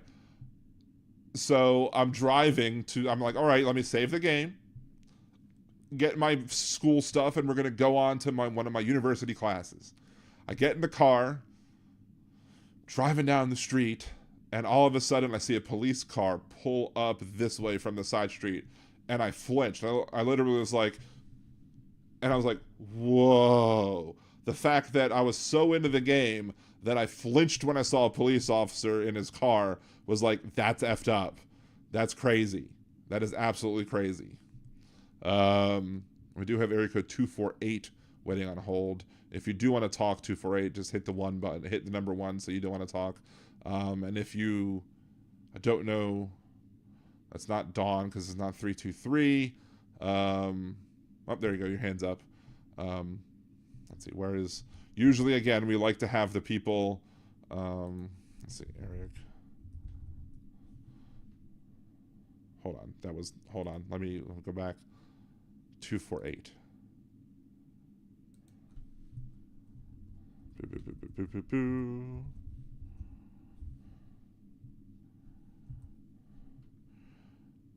Oh, is that Canada?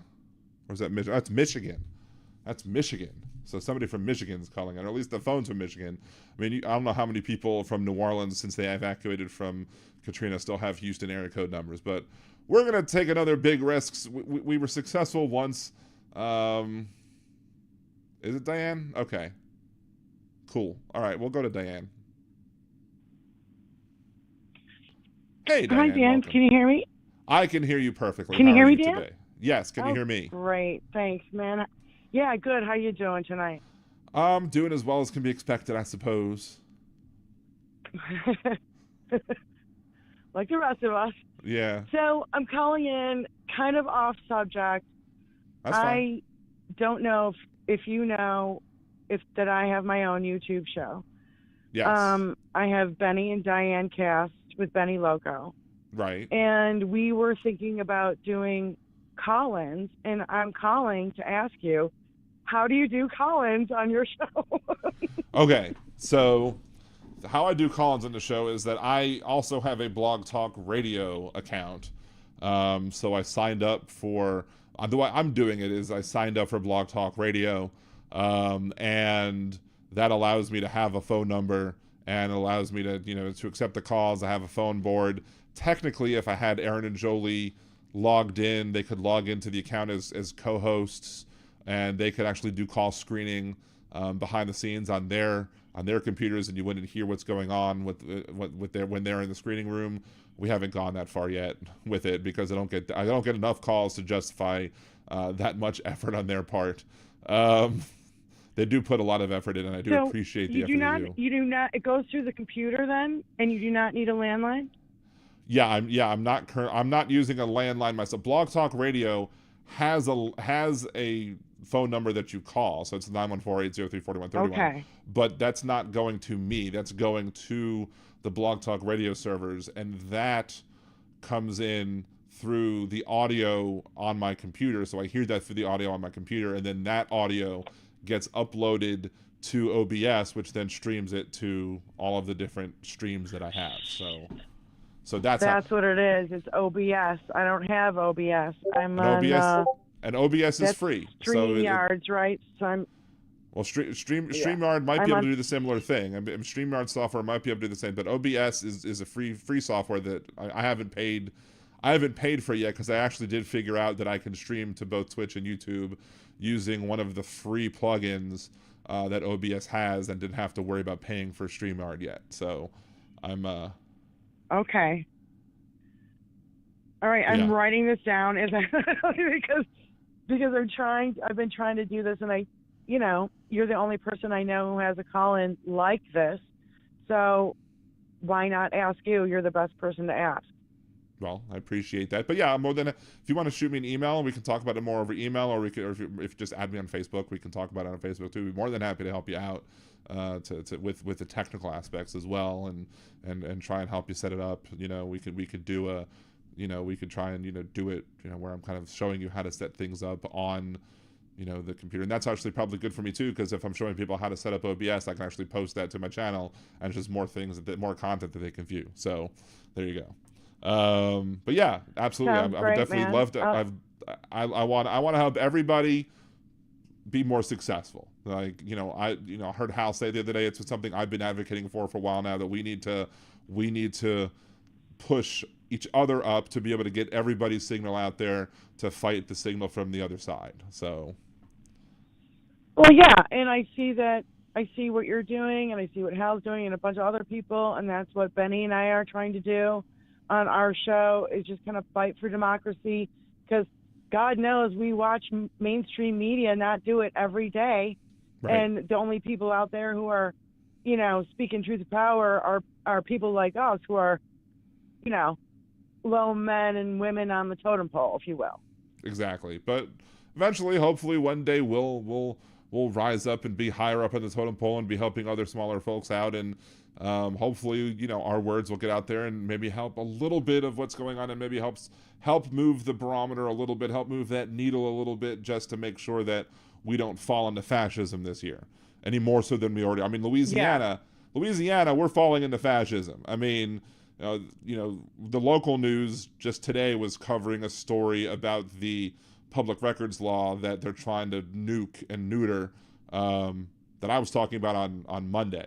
So if the local news is behind me when it comes to that sort of thing, that's pretty bad. If I'm covering these things before the local news is, that's very sad. So yeah, 100%. One thing you also might be, to someone else brought this up in chat, one thing you might be able to do maybe is if you created a Google Voice number, you might be able to imitate what Blog Talk Radio does one person at a time, simply because of the fact that if you have a Google Voice number, people can call that Google Voice number, and then you could have through the web, you can call through the browser, and as such you'll be able to hear the conversation through the browser. So that might be one option to do a more limited way of doing things, if you don't want to go full on and have to pay for Blog Talk Radio, because most people have to pay for Blog Talk Radio. Right, yeah. So, but if you wanted to do Google Voice... Well, I appreciate your advice. Oh, my pleasure. And there's probably other ways to do it as well. There's probably other options you can get it done. Other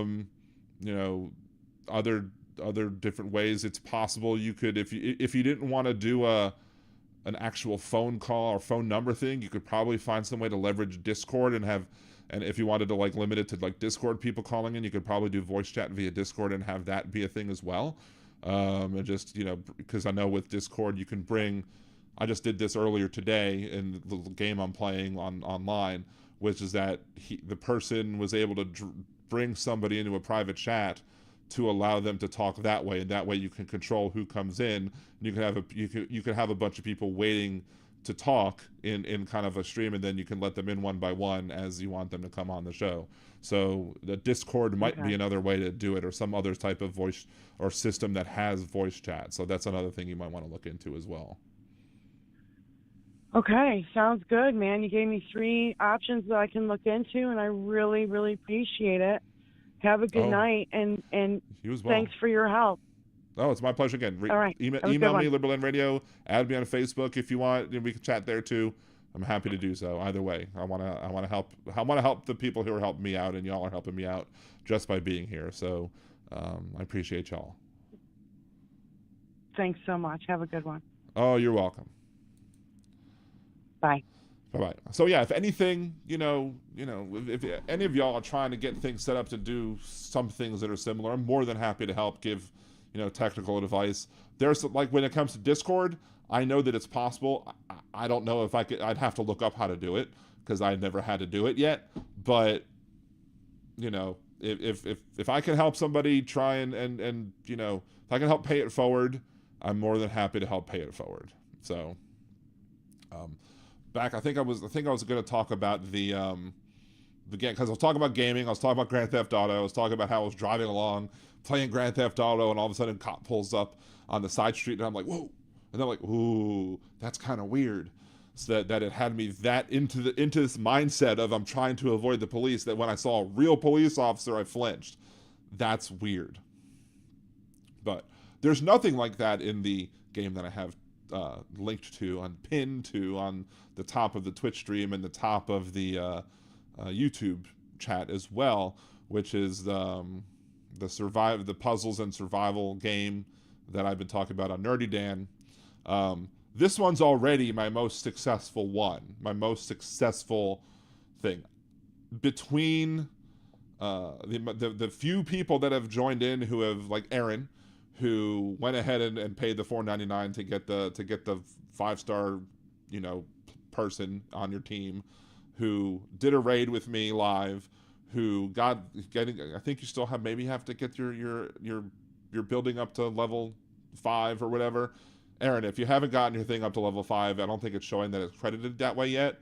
But anyway, some of those things are free, but literally, if you have, like, if you start playing the game just a little bit and you get those first 2 levels, the do a rally and get your base up to level 5, if you do both of those things, that in and of itself gets me just $18, or $16. But then if you felt like if you had $10 to spend, or maybe a little more depending on what the taxes are, you get a silver pass, and you get you do the other purchase that gets you the first time top up whatever pass. That's $4.99. That's what Aaron did. You put out $10, and I end up getting $50 in return. So it's a great way to support the channel, because literally you're quintupling the donation. These people are allowing you to quintuple the donation to the show just by simply playing a game. So I'm guessing they're thinking that you might continue to play the game more. Maybe you might want to spend more money. I don't know. Maybe they just want to have more players so they can say, hey, we have a big player base. So and then justify that to push out in other areas, and that could be a possibility too, because that's how a lot of businesses got grown. I think for a while, like Amazon Prime, Amazon.com, before they even had Prime, I think Amazon.com always run at a loss because it was more important to them to have more users than it was for them to actually make a huge profit, because they wanted to get the user base up so that they could then push other products, and now they're a successful business model. So maybe these folks are doing the same thing as well. I can't speak specifically to that, but what I can say is that, like, my first 2 campaigns that I've talked about in the show, the first one I made like $30. The second one I made like $80. This one I've already made $120 in 3 days, and I can get up to like $1,900 if you just click the link, play the game for a little bit, follow the on-screen prompts that'll get you to have your base at level 5. Join my alliance if you can. My alliance is called Nerdy Dan is the alliance. So if you join the Nerdy Dan alliance, make sure to change your username so I know it's you, so don't just reject you out of turn. But then you could do a rally, and then that's another free thing that you could do, and then just get the other 2 things, and it works. So anyway, I'm just shaking my head at you, Wes.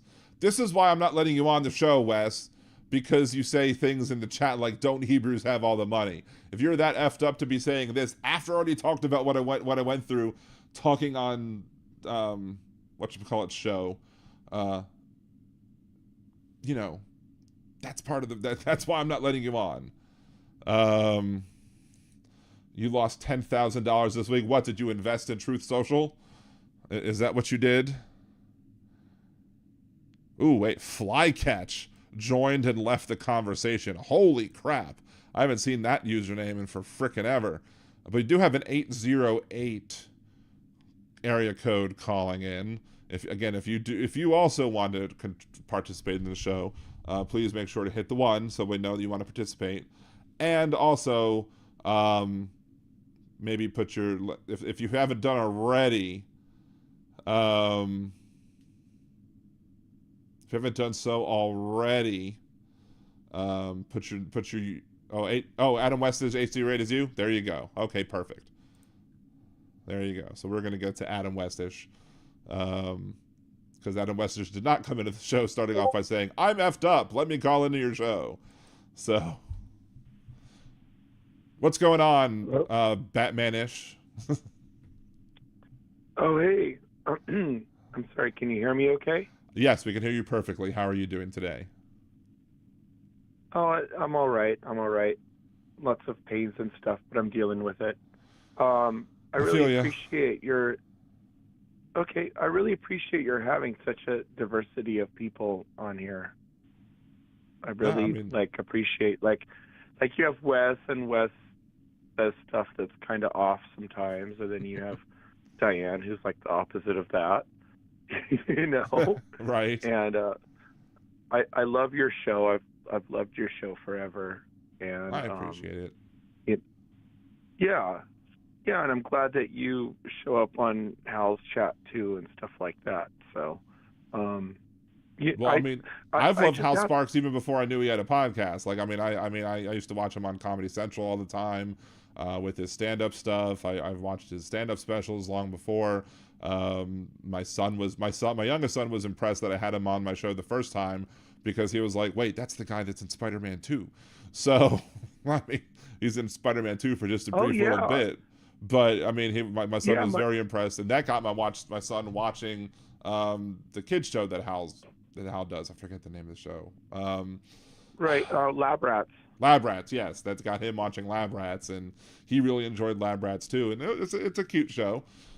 But yeah, I always want to, Hal is one of Hal and his listeners, and the other sparklers are one of the main reasons why I'm doing so well with this as I had been, because it had been pretty much hobby level up until the point where I had Hal on the show. At that point, once Hal was on the show, it took off, and so I want to help, I want to help Hal in any way that I can. Not that I don't know if he necessarily needs my help at this point, but any of him and his supporters have been wonderful to me in helping me turn this into something better than I ever thought it could eventually be. So so I'm always gonna have Hal's back and log in on when I can to his shows and say hey and support him as much as I can as well. Like, as soon as I hit partner, I was like, all right, here you go. Here's a bunch of free memberships. I Venmo'd him some money as well on top of it, and I was like, this is for all you've done for me. And then as soon as I hit partner or affiliate on Twitch, I gave out some Twitch memberships to Hal. So yeah, I'm always about helping those people who help me. So it's very cool. That's how we do it. The right wing has billions of dollars, and we have each other. So that's kind of how it has to go.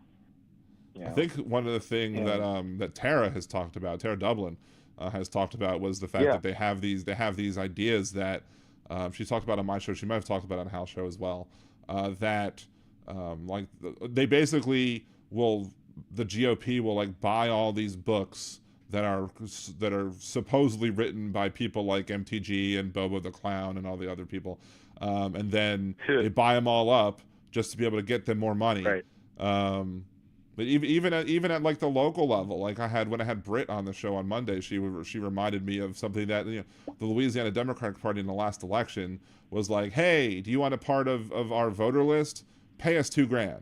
Meanwhile, the Republicans statewide were like, hey, do you want access to your voter list? Are you running as a Republican? Here you go, have it for free.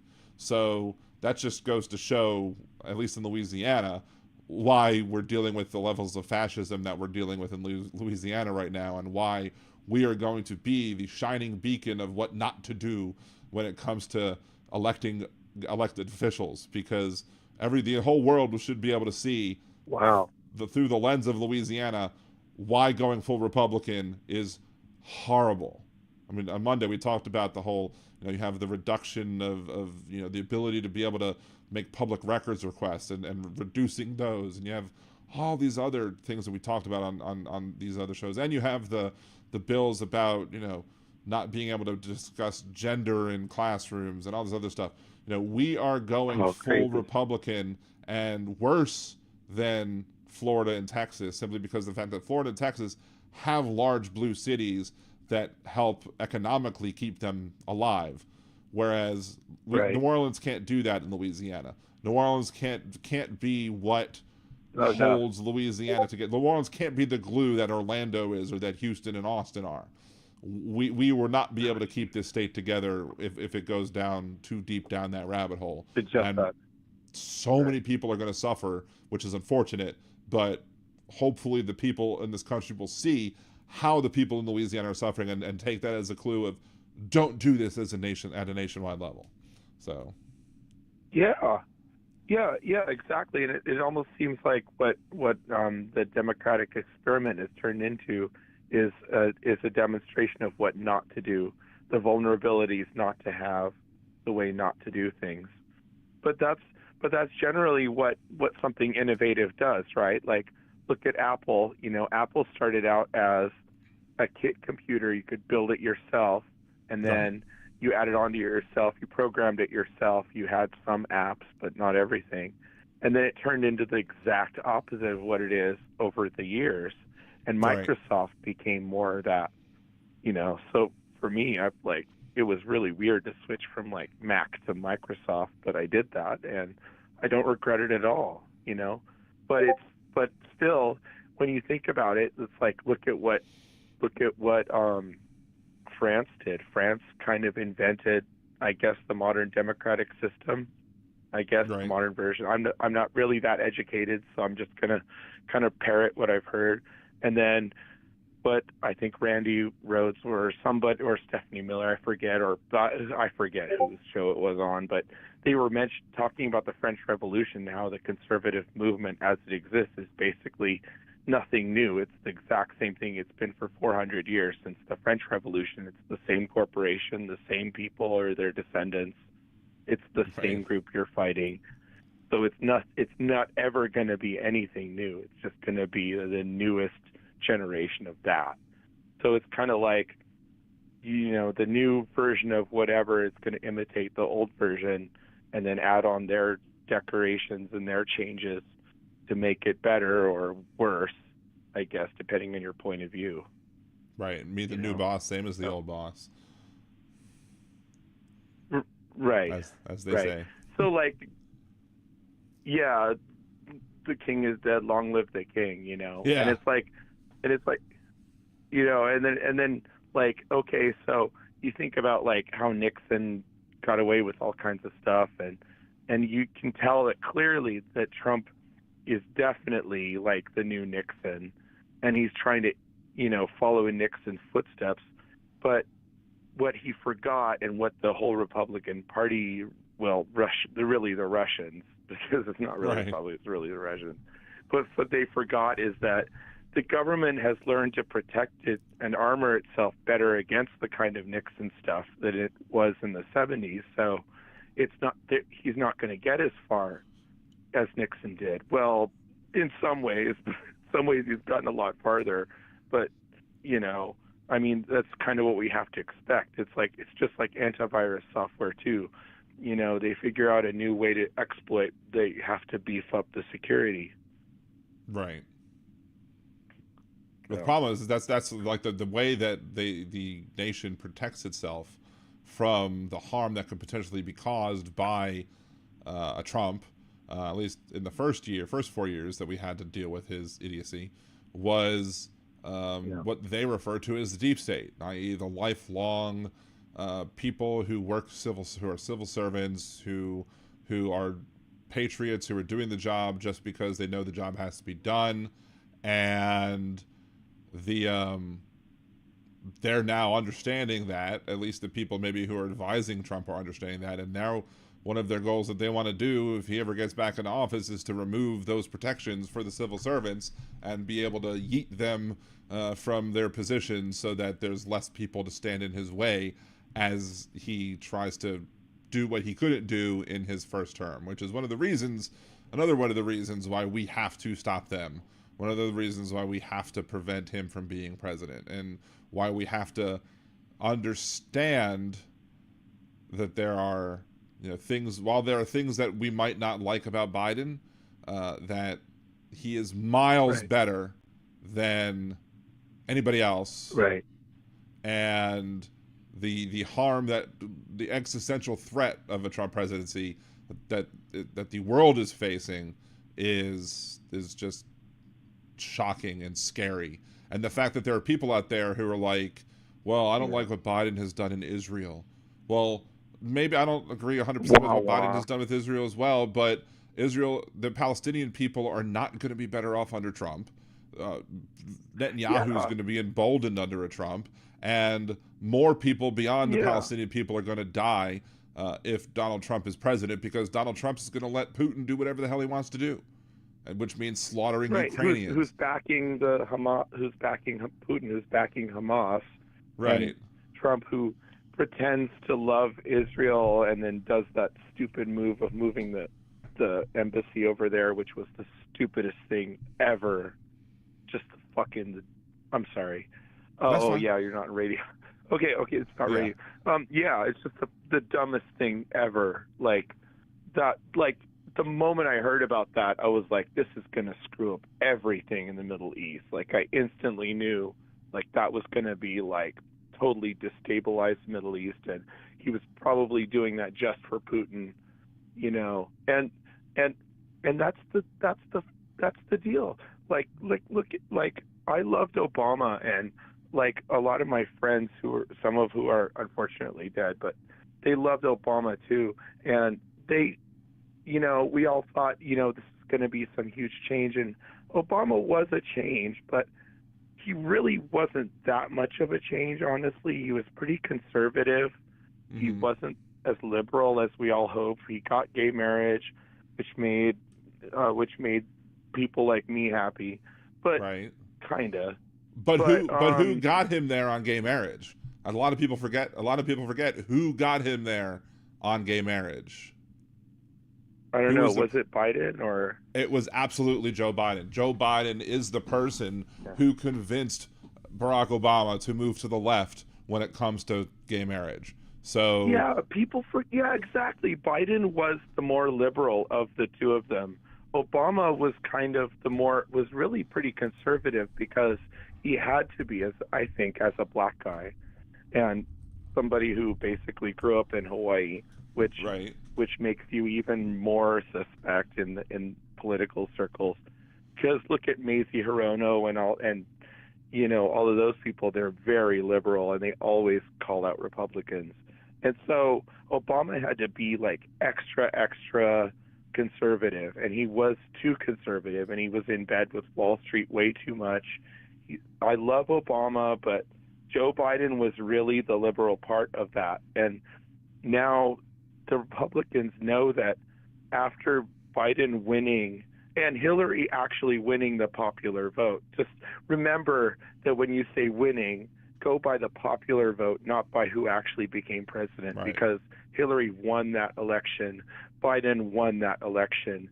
It's a minority that's been dominating, a vocal and stupid minority, but that's what the Nazis always were. They were the ignorant, stupid, vocal minority with the fancy flags and clothing, and that's what MAGA is. So, and it's always been that way because it's the same fucking corporation for the last 400 years. Yeah, I mean, I loved it when people were like, I have people who were in my life at the time who were like, people will call Obama like a socialist, and my socialist friends would be like, I wish, the problem is that there's so much infighting between like leftists and progressives and liberals. Like there's so much infighting there where there needs to not be. The people who are so far to the right on the MAGA side, they don't understand that that there's a difference between like liberal and leftist, liberal and progressive, and they call Biden a socialist, and like I chuckle, and I'm like, the socialists I know would love for Biden to be a socialist. They would be much more happy if he was a socialist.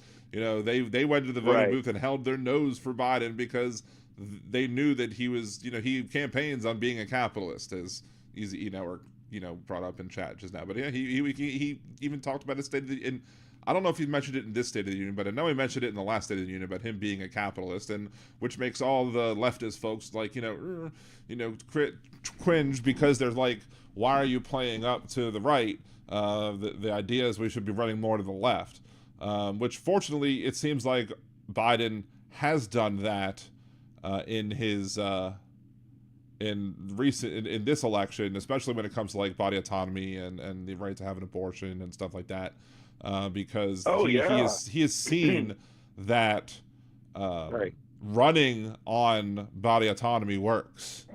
Like, all these Republicans thought for a second that they were going to be able to put these ballot initiatives up to try and, you know, protect and sanctify the babies or whatever, and all of a sudden, Ohio says, nope, sorry, we are not going to allow you to criminalize abortion. We're going to protect abortion rights in our state. Kansas goes, sorry, we may very be one of the reddest states in the nation, but we're not going to let you take away our body autonomy. You know, if Kansas can freaking do it, that should have been the message that, you know, that tells that running on abortion rights is the winning issue. It's why Democrats overperformed and Republicans underperformed in 2022.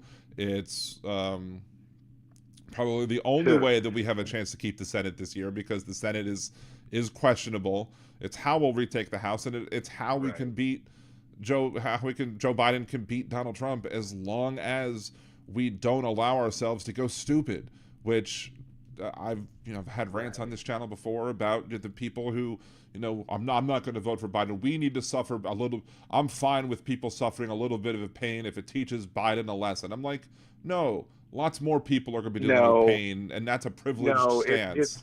It's the poor people who will pay the price. It's not going to be Biden who pays the price. It's going to be the poor people. Biden will lose, and he'll go retire, and he'll be fine in his life. It's the people who are oppressed minorities who are going to suffer under a Trump presidency, because if Trump does manage to win, he will bring the House with him. He will bring the Senate with him. And at the end of the day, we're going to see him be a dictator, a de facto dictator. He doesn't have to have the name. As long as both houses are going to rubber stamp whatever he wants to do, then he doesn't need to have the name dictator. He'll be a dictator in action. Right. Well, hold on. Well, Chaz Bostic is saying that he thinks I'm racist because I said Obama acted a certain way because he's black. But what I have to clarify is that because he's black, most of America is not going to vote for a black person unless they're more conservative. That's the Republican way. Barack Obama had to code switch. Like, look up the history of code switching. I'm gay, but when I go surfing, I have to keep my mouth shut and pretend to be super straight, because if I don't, a guy will think I'm checking him out, and then it's going to start a fight, because that happened one time. Ugh. It only happened once. But that's the whole male fragility, toxic masculinity. That's why I try and cover on that series of videos, just because of the fact that people are just so threatened by, like, it's ridiculous. Like, we had a fraternity party I'm at school here in New Orleans. We had one of our fraternity parties, and after like one of our formal events, we went to one of the gay bars to hang out, and like nobody had a problem with anything. Like, even the people that were even the people with us in our fraternity that were more conservative than others didn't care, and we had a good time. We hung out with their dates. The people were happy with us. Some guy flirted with me. You're with girls. Nobody's gonna think you're out looking for guys. So where's the insecurity? You know, and even if they did, you're secure enough that, and I know you're a married straight guy. You know. Well, I'm Pam. So it's I talked about this the other day. Right. Oh, okay. But I'm talked about this on my podcast. It's a like, weird you thing. don't have that I'll go into more detail on that a little bit. Insecurity. Right. I'm not insecure. At the time, I labeled myself as heterosexual, and you know, guy comes up to me, and I wasn't interested in him, but I also wasn't threatened by the fact that he came up to me and said that, you know, I looked like a nice person and whatever, and like, if you think I'm cute, tell me I'm cute. Right. I don't care if what your gender is. General or what's on category, your birth certificate. not permanent label. Right. I'm not going to be upset at you if you're attracted to me. Cool. I appreciate the good thought. I appreciate the fact that you, you know. Right. Either you're attracted or you aren't, and that's what life is about. It's about you know, being realistic. It's not about labels, and it's not about ego and what you're offended by and what you can use to control people. And Republicans don't have anything to offer, so all they offer is appealing. As many people say this over and over, so I don't really need to repeat it, but it's just like, you know, they appeal to racism and classism and homophobia and straight phobia or whatever phobia, just in order to gain power. And that's good because it causes division, you know, and division causes easy conquering, you know, as any dictator will tell you. So who cares? Who gives a fuck about any of that? Who gives a fuck? It's not us. We don't care. You know, you and I, Dad, you know, we don't care. You know, Stephanie Miller doesn't care. Hal doesn't care. No, but none of these people, Diane, none of them care. But the right wing cares because they wanna fuck you over with it. You know, so that's why Matt Gaetz is always so holy. That's why Lauren Boebert and Boba the Clown and Marjorie Toenail Green are so hateful and religious, because hateful and religious go hand in hand. When you don't have morality, when you don't have love, when you're not right, what you have is religion instead, because it makes you sound like you have love and acceptance, but it's just what's the Gandhi quote? I like your Christ, I don't like your Christians. Jesus, dear Jesus, please save me from your followers. Something like that. Like there's yeah. I think it was Gandhi that said. I think it's Gandhi that said is like I like Jesus. I like your Christ. I don't like your Christians. I.e. the people that are the loudest about being Christians are typically not following what you're supposed to follow when it comes to. That's right. In reality, that's right. And if you wear your religion on your sleeve, you're not really practicing your religion. So. That's right.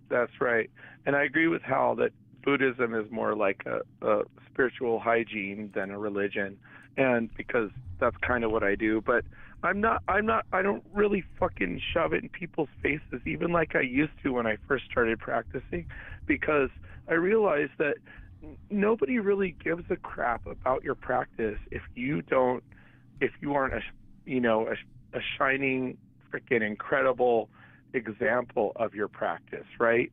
Mm-hmm. So like our friend Wes here and we get into these discussions and arguments all the time, and then he'll go, well, I'm praying for you, Adam, and then I'm like, well, I don't care if you're praying for me because it's not working, right? You know, yeah, because you're praying for me, but then you're kind of coming on to me, and then you're hating me for being gay at the same time. So it's a little confusing, and I love him, so I would never ever want to hurt him, but it's just like, you know, it's just like the maximum of hypocrisy, and it doesn't matter what your religion is. I know lots of hypocritical Buddhists. I know I could name you fucking, I won't do it because I don't hate people, but I could name hundreds of hypocritical people in just about every religion you can imagine, right. You know, and it has nothing to do with the religion. You know, like Islamic people are not violent, Buddhists aren't inherently peaceful, Christians aren't inherently fascist, but there are movements in all those areas that seek to disrupt humanity by using religion. So you really got to use discernment, and you got to figure out what's really spiritual, spiritual, and what is what is riding on spirituality. Why do you think Martin Luther protested the Catholic Church? That's why Nichiren protested the Buddhists of Japan. That's why, Muhammad was probably a departure from the Abrahamic religions of the day. Right. I'm not very educated about all of that stuff. I'm not pretending to be. I'm just saying that there has always been a point where people have slammed their fist down into the center of the religion and said, this is enough of this. This is not real. You guys are using spirituality to control and to enslave, and that is wrong. Right. Agreed. And that's what's happening again. And they really have to face it, because that's really what it's coming down to, because that's all that this conservative right-wing 400-year-old corporation French thing, whatever it is, MAGA, whatever it's called this week, MAGA, or the conservative whatever, is doing, is they're just trying. It's just info. It's just Hal calls it infotainment as a joke, but it's right. like information disruption technique, which is, when you're not right, you wear the clothes and you use the vocabulary of what is right. You clothe yourself in flags and Bibles, as that quote goes. You clothe yourself in God and godliness when you're a rank idiot, asshole who does horrible things to people, because all of that stuff is a disguise. It's always a fucking costume. It's whatever puppet head. It's whatever, it's using black people on Fox News, like that Harris Faulkner lady or whatever, or it's using gay people like that Brendan Straka idiot who is gays for Trump, or you use that guy for blacks for Trump. You use your puppets, but it's none of them. It's none of them, of course, as you and I know. It's all just rich versus poor. It's always been that. It always will be that. It's always feudalism. Feudalism is the problem. Right. Well, there's always the line that I think it's erroneously attributed to Sinclair Lewis. Apparently it's not. What it says, when fascism comes to America, it will be wrapped in a flag and carrying a cross. I think you kind of alluded to that. Yeah. But yeah, it's the whole thing of like, and that's literally what Trump is doing. He's wrapping up, he hugs the flag on stage. He sells his Trump Bible. Right. He pretends that he's holier than thou. Meanwhile, he, has been, found to be civilly liable for sexually abusing somebody. He openly says that he grabs people by the hoo-ha. He is the right. least real Christian person that you might know. Now, I mean, there are plenty of Christians who act like him because, they think that's, I mean, these are the same people that that'll say, well, maybe we do need a dictator. Like, these are those fools. But, yeah, that people just think that because he's doing that somehow makes him good, and it's not, and it clearly doesn't. But you made some very good points when it comes to that. So I do have some comments that I do want to address that Chad has oh yeah, in the chat, though. Yeah, I just saw that too. Just like ridiculous. Yeah, that's the stupidest comment I've ever heard. I'm sorry, Chad. I don't mean to put you down, but your comment was really stupid. That rainbow flag and dressing provocatively. Well, I'm not even there yet, but we'll get to that. We'll get to that in a second. Is there anything else you want to add though before I start addressing some of the other things in the chat? Sure. If I could just interject one last thing, and then I'll get off the phone and stop trying to, talk. No, I appreciate the call. The call, but I do want to, I'm probably going to end soon, okay. and I want to make sure that you get everything out you want to say. Okay, thank you. Yeah, well, the thing about the rainbow flag and dressing provocatively, well, first of all, you Trumpy idiots, you can wave your fucking Trump flag all you want down my street and then scream at me and call me faggot, because that's what my neighbors do. But if I put up a rainbow flag, you know what fucking happens? They fucking rip signs off my fence. I get fucking punched in the face by an old man. I get fucking assaulted. I get my skateboard stolen. I had my phone stolen. That's what happens to me if I wear a rainbow flag. But that doesn't happen to you when you're wearing your Trump flag, does it, you piece of shit? Okay? I'm just saying, okay?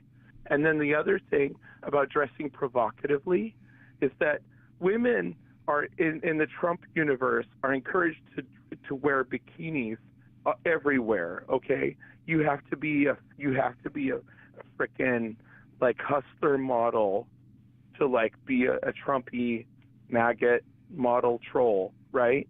They choose provocatively and beautiful women to be their spokes trolls. And then the men are in their Trumpy outfits. But you want to know what's going to offend a Trumpy real fast is if you're a man and you wear like spandex tights and you're built that you can wear that kind of clothing. That'll piss off a Trumpy real fast. But you know who they pick for their front row seats is some frat bro gym jock dude with tattoos who looks really good in a tight shirt. They'll put him in the front, but he can't be gay, right? You know, but that's still right wing for you. You know, he can't be outwardly gay. But he can be gay all he wants as long as they're quiet about it. You can't be outwardly gay. As long as you're quiet about it, they're fine. Or they'll say the stupid thing of, I support gay marriage if both women are hot. Like, shut up. Like, it's stupid. Right. Okay, well, thank you very much for indulging me this long. I appreciate it. Oh, my pleasure. Call back anytime. Have a great rest of your day. Aloha. Thank you. Mahalo. Have a great night. You too. All right. That was Adam Westish. Now, let's address some of the things that Chad has said in the chat. The first thing that Chad has said in the chat is, what if a Republican president was forced to act more gay as to not offend the left? That's completely different than what we were talking about when it comes to Barack Obama, and how he might have had to present himself as, more conservative because of the fact that he was the first black president. Why? Because there's this phenomenon that we've talked about on the show before called code switching, where black people have to behave and act differently in certain settings other than their natural way of doing things in order for them to be accepted or whatever. Like you can sit there, like for example, Obama was criticized for wearing a tan suit as president. He looked rather dapper in his tan suit, I might say. He looked good in his tan suit, but everyone gave him crap. Meanwhile, everybody memed Bernie Sanders wearing the mittens on Inauguration Day or whatever and dressed up in the cold. Bernie Sanders didn't have to dress professional professional in quotes, to be accepted as what he was wearing. He was memed, but Obama gets insulted by the conservatives because he wore a tan suit. Michelle Obama wears dresses that are sleeveless, and everyone's all shocked and, oh my goodness, what will we do? We see Michelle Obama's bare arms. Even though one has the right to bear arms, right? Melania is naked in pictures, and everyone's like, oh, well, that's fine. Melania wears a similar dress with no sleeves. Everyone's like, oh, she looks so beautiful. But Michelle Obama can't wear a particular clothing because, it's expected that she acted. Black people can't wear their hair naturally without being judged. Black people are often judged when they apply for jobs by having, because their name looks black or whatever you want to say it is, because black people have to act and behave differently in certain settings in order for them to be accepted. It's part of the entrenched racism, societal level racism that we have in this country that requires black people to behave differently than they might naturally behave, simply because they don't want to be seen as, quote, too black. Nobody gets really judged. I mean, we'll judge them on this show, but for being too Republican or too, you're a white person. You don't have to, up your standards, so to speak. MTG doesn't have to feel like she can lose. Doesn't feel like she'll lose an election because she might talk with a drawl or say things that are patently stupid. But there's a higher standard, and it's an unfair standard that's set for Black Americans who have to go above and beyond what and that's what the whole privilege argument is about. That's what privilege is about. You have the idea that you, simply because of your race, you have to act differently. And it's not liberals saying it, it's conservatives saying it. It's people who don't want a president who is, acts too much in a certain particular way. So no, it's completely different. Saying that Obama had to do certain things and had to code switch. By code switch, again, I mean the way you talk. Like the way you talk in front of people to, where somebody might speak like AAVE, African American Vernacular English, or what some people might call Ebonics. Some people, he can't talk like that in front of the public because the public is going to judge him. But Marjorie Taylor Greene can talk with her accent and nobody's going to be like, oh, well, they'll just say, oh, that's MTG or whatever.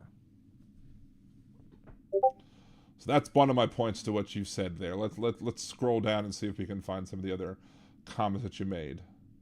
Why not apply your standards towards Christians the same to the LGBTQ community? I'm not exactly sure what point you're trying to make with that one. We can swing back around it if you make the mistake. Why was it the rainbow flag one? We're gonna scroll back up to the rainbow flag one. Oh, Chad, you're aquatic? Okay. I don't know if I realized that or not, but welcome as Chad.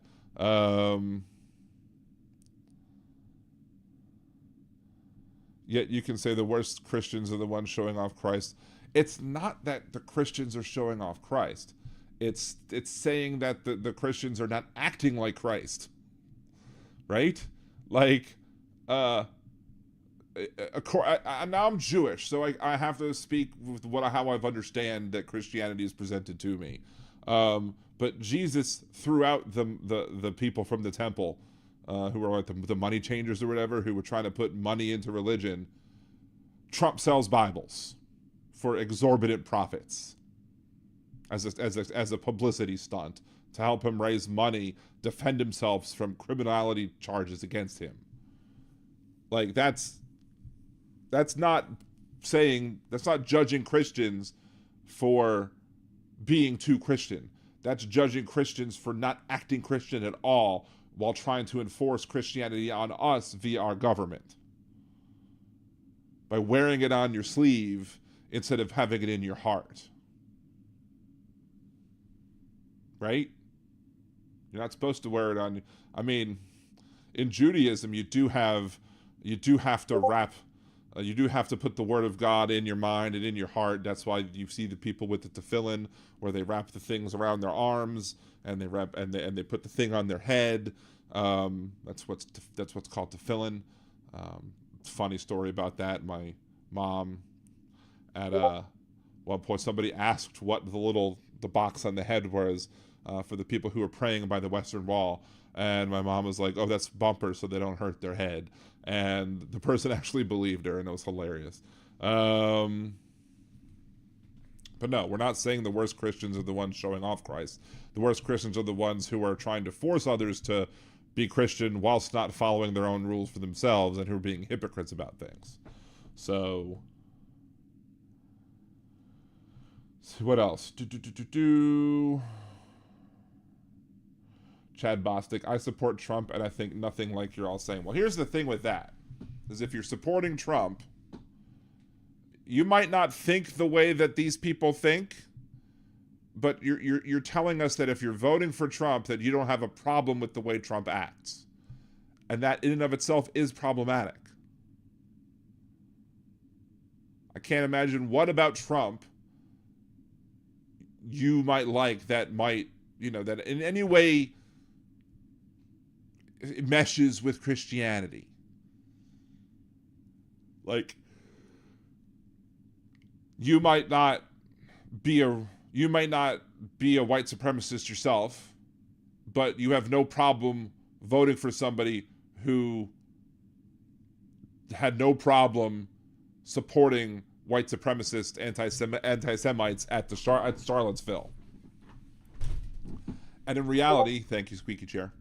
In reality, there's no moral difference between being a white supremacist and voting for a white supremacist. If you're voting for somebody who has proven himself over and over and over again to be an apologist for literal Nazis in this country, I'm not going to sit here and try to pretend that there's a difference between somebody who is a self-avowed white supremacist and somebody who's voting for a white supremacist. You're telling people that you don't care what he's going to do because for some reason you think that what he's going to do is better for this country than what Biden and the Democrats are going to do. And it doesn't make any sense. What about the rainbow flag and dressing provocatively? Is that the same as wearing Christianity on your sleeve? No. Wearing Christianity on your sleeve is not a literal putting, although there are people that do. But wearing Christianity on your sleeve is a term that basically says, I'm showing everybody in the world, I need to show everybody how Christian I am. That's what wearing Christianity on your sleeves mean. And the reason you have to do that is for whatever reasons you are. Now, you might say, well, what about pride? What about people marching? What about people wearing gay pride flags, rainbows, etc.? Well, the reason they're doing that is because they're being told for millennia that it's not okay for them to be who they are. So they're shouting back and saying, yes, it is okay for us to be who we are. Christians have had the control how long in this country? How long in the world? Nobody is actually preventing Christians from being actual Christians. So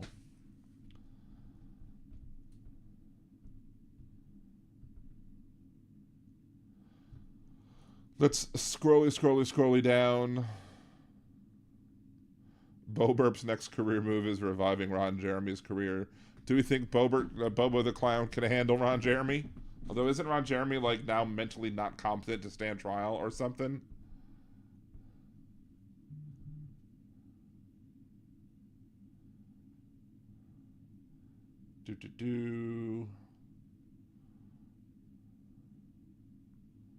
Didn't LP and The Daily Show make fun of Reagan and Clinton over tan suits?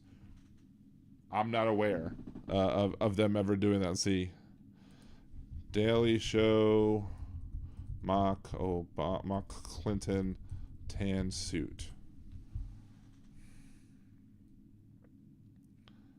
I mean, it may very well be that they used the other people wearing tan suits to try and counteract all of the vitriol that Obama was getting for wearing a tan suit. But I don't necessarily specifically see in my cursory internet search anything other than things about Obama's tan suit, not Clinton's tan suit. If that makes sense.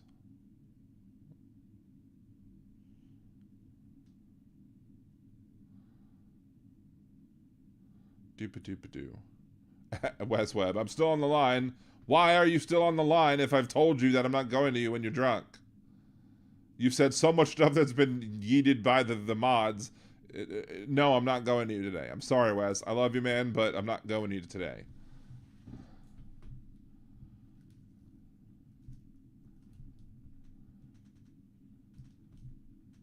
Ooh, Trucker John's here. Good to see you, Trucker John.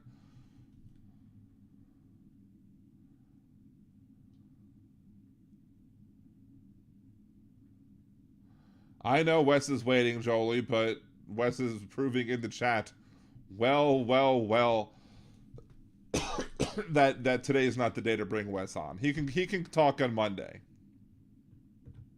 But there's plenty of stuff that Wes has put in chat that is basically like that tells me that I'm making the correct decision today by not having Wes on the show today. So, see, in reality, Biden should not have eulogized Robert Byrd. Maybe. I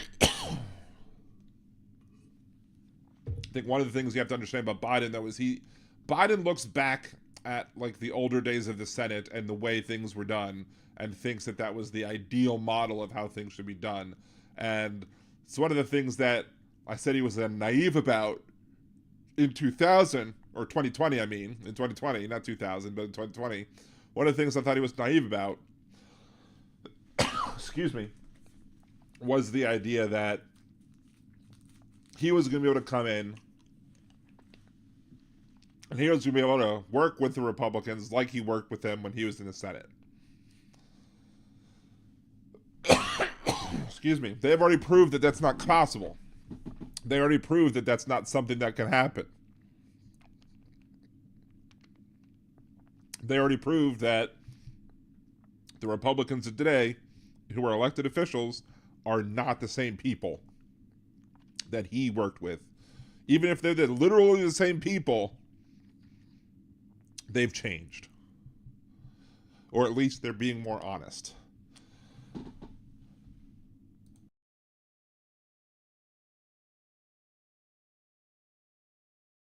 I don't know why I got a cough now, but, you know, hey, it is what it is.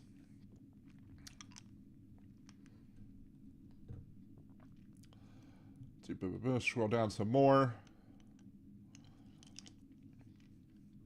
Say, if you stand for Trump, don't be a flag because he'll get you pregnant. I'm going to get you pregnant, like Tracy Morgan. Don't stand behind Trump either. I hear the smell is horrific. Is it true? I need to search this because I heard somebody say something the other day. I don't know if it was legitimate or not.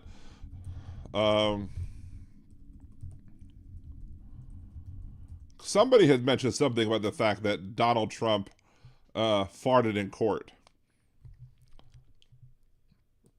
But I don't know if it's legitimate or not that he actually farted in court.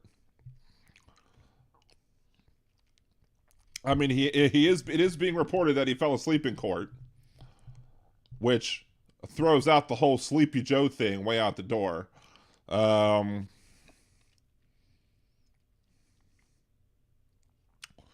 Morgan J. Freeman breaking. Donald Trump fell asleep in court again today and farted audibly when the judge was answering juror questions. But I don't know if that's verified or not. Or if it's just somebody being silly. It would be quite amusing if Donald Trump literally let out a big old fart in the middle of the courtroom. That can't help his jury chances or whatever.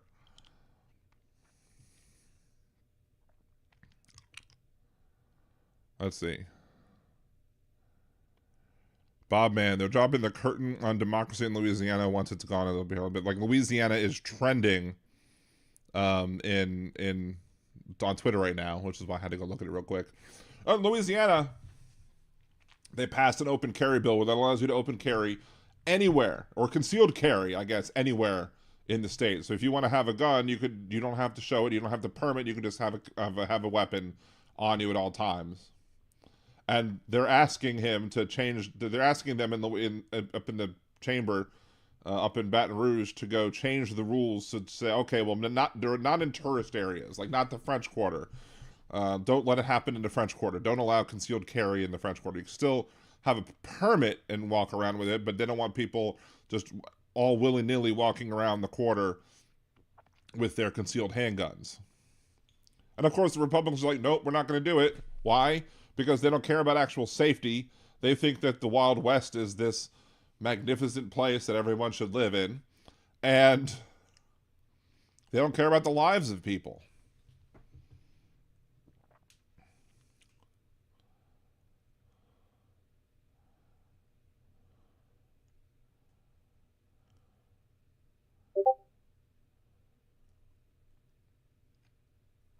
Let's see. I'll call in just let me go outside. The family is sleeping. Are you calling now? Hold on. I didn't know if you were calling now. Tony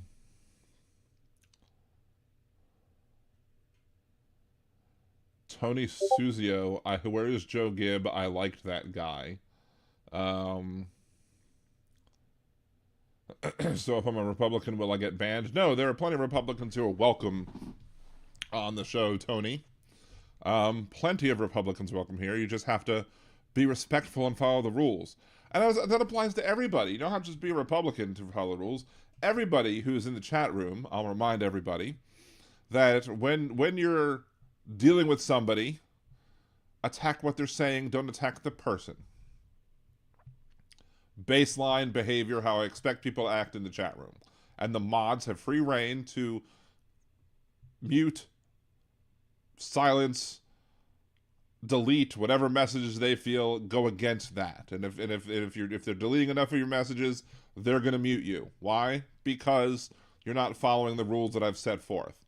So if you're a Republican and you feel that somebody is attacking you and not the comments that you're making, let the mods do their job. Don't escalate it. And if you're a Democrat or liberal or leftist and you're in the chat and you feel that there's a conservative that's attacking you and not attacking the actual topic that you're talking about, don't escalate it. Let the mods handle it. That's all. That's one of the few things that I ask of y'all. So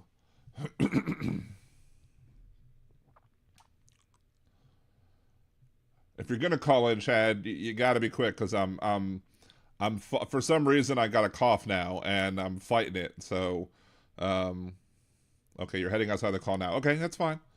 You know, we'll let you call in and we'll deal with you when it comes to what you want to say. But let's see. Bill, I just got a new phone. Is it too late to call or wait till Monday? After Chad calls in, we'll probably be ending the show. So wait till Monday, and then you can call in, and we'll talk on Monday. And Wes, when you want to call in on Monday, just don't come in and say, "Hey, I'm loaded. I'm effed up," because that's not gonna make me want to bring you on the show.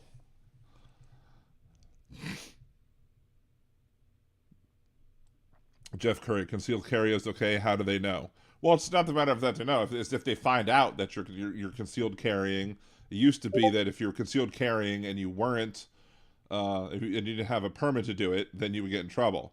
Now you don't need a permit in Louisiana to concealed carry. You can just walk around with a gun in your pants, and no one's gonna say anything to you.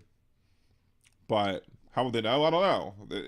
Unless they can see the outline of the gun and where you're holding it, they probably wouldn't know. But the point is that if they find out, you can, at now you can't be charged with any crime because it's legal to do so, despite the harm that it could cause others. All right, I'm guessing 618 is Chad.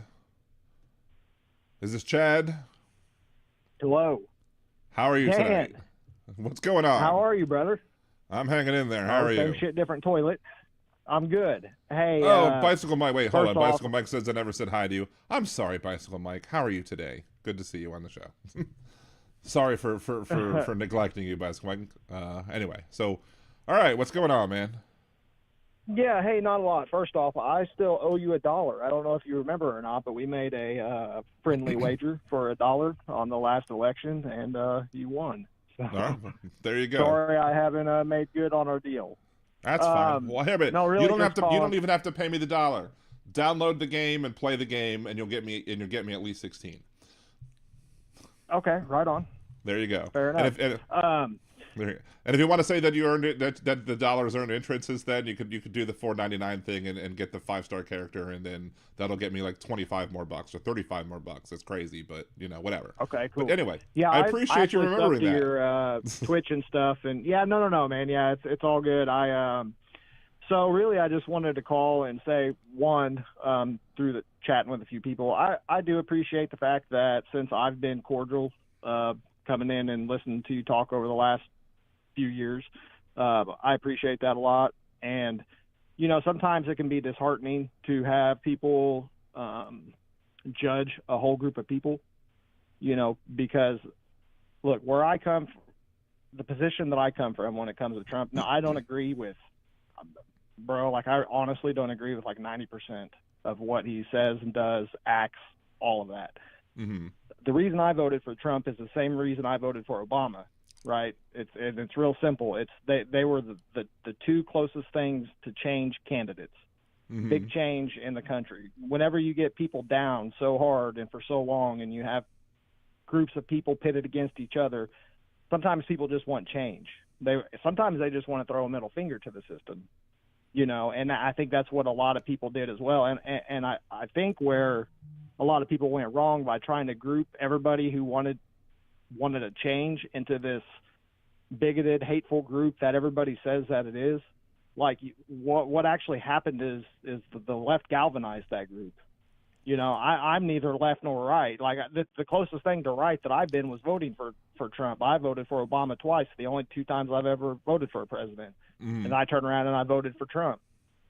You know, that doesn't make, you know, everybody out there in the world votes for different reasons. I guess my overarching theme just really is like, I just wish sometimes as a person out here in the world confused of just trying to make decisions that I think are best and for my family to be cascaded so much by the group of people that I sided with for most of my life, you know, and voted for. You voted for Trump. I hold just as many. Let me interrupt for a second. You voted for Sure, Trump go ahead. in 2016 and 2020? Yes. Okay. I guess the question I would have for you then is like I since 2016 have been, you know, had problems with Trump for many reasons. You know, he campaigned using, you know, literal tactics that were used by Nazis. Like he scapegoated an entire religion.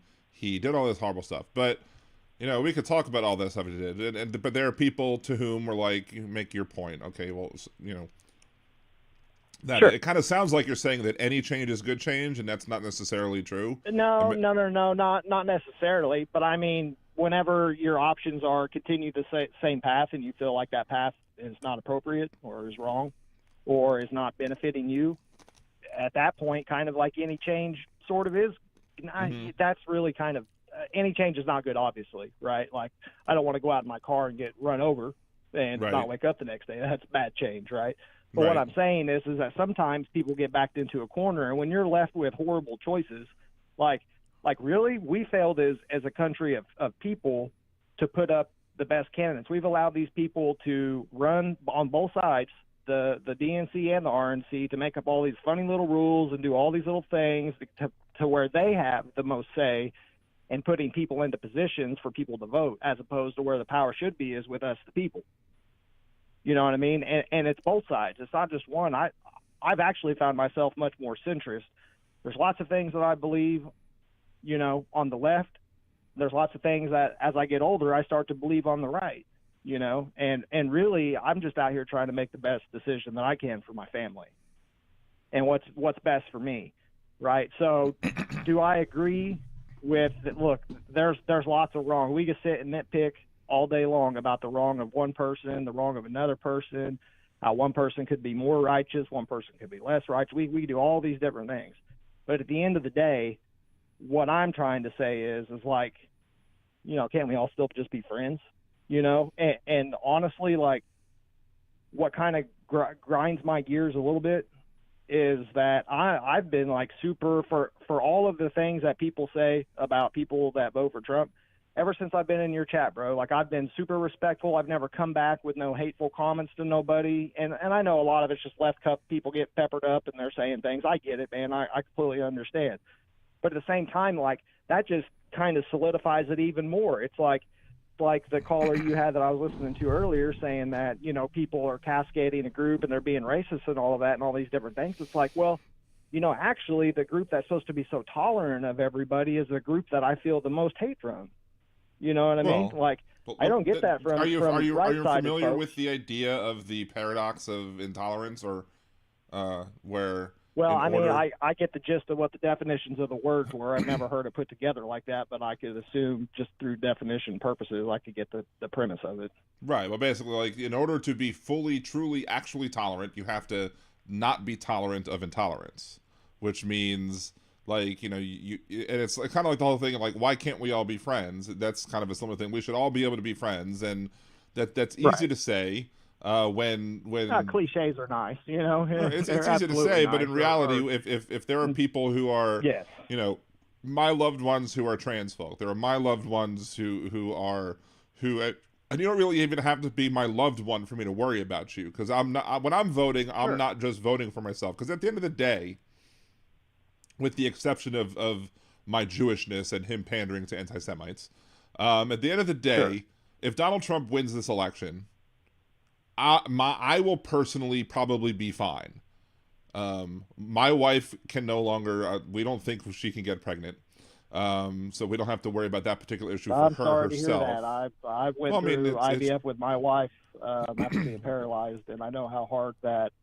And I already had a child with somebody else, but I hadn't had a daughter with her, and to not know if like I was going to be able to procreate again and all of this was a very difficult time. So I you know, yeah, it's a hard thing to go through, but also like on the upside of that, like there is sunshine in that, because what that can do for your relationship is draw you and your wife closer together. You know, you could take a thing that's a negative, and I know it's negative or whatever, but we should always try to find something. It's not really negative for me. It's not negative for us. I mean, we have 2 kids. We have 2 boys. We love our boys.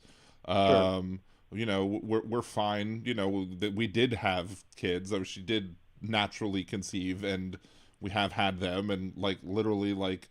Our oldest one looks exactly like she did when she was a baby. My youngest one looks exactly like I was when I was a baby. There's no denying our kid. It's amazing, these pictures that we have, and we're trying to raise 2 young boys. No milkman babies in that house, right? No, not that I'm aware of, at least.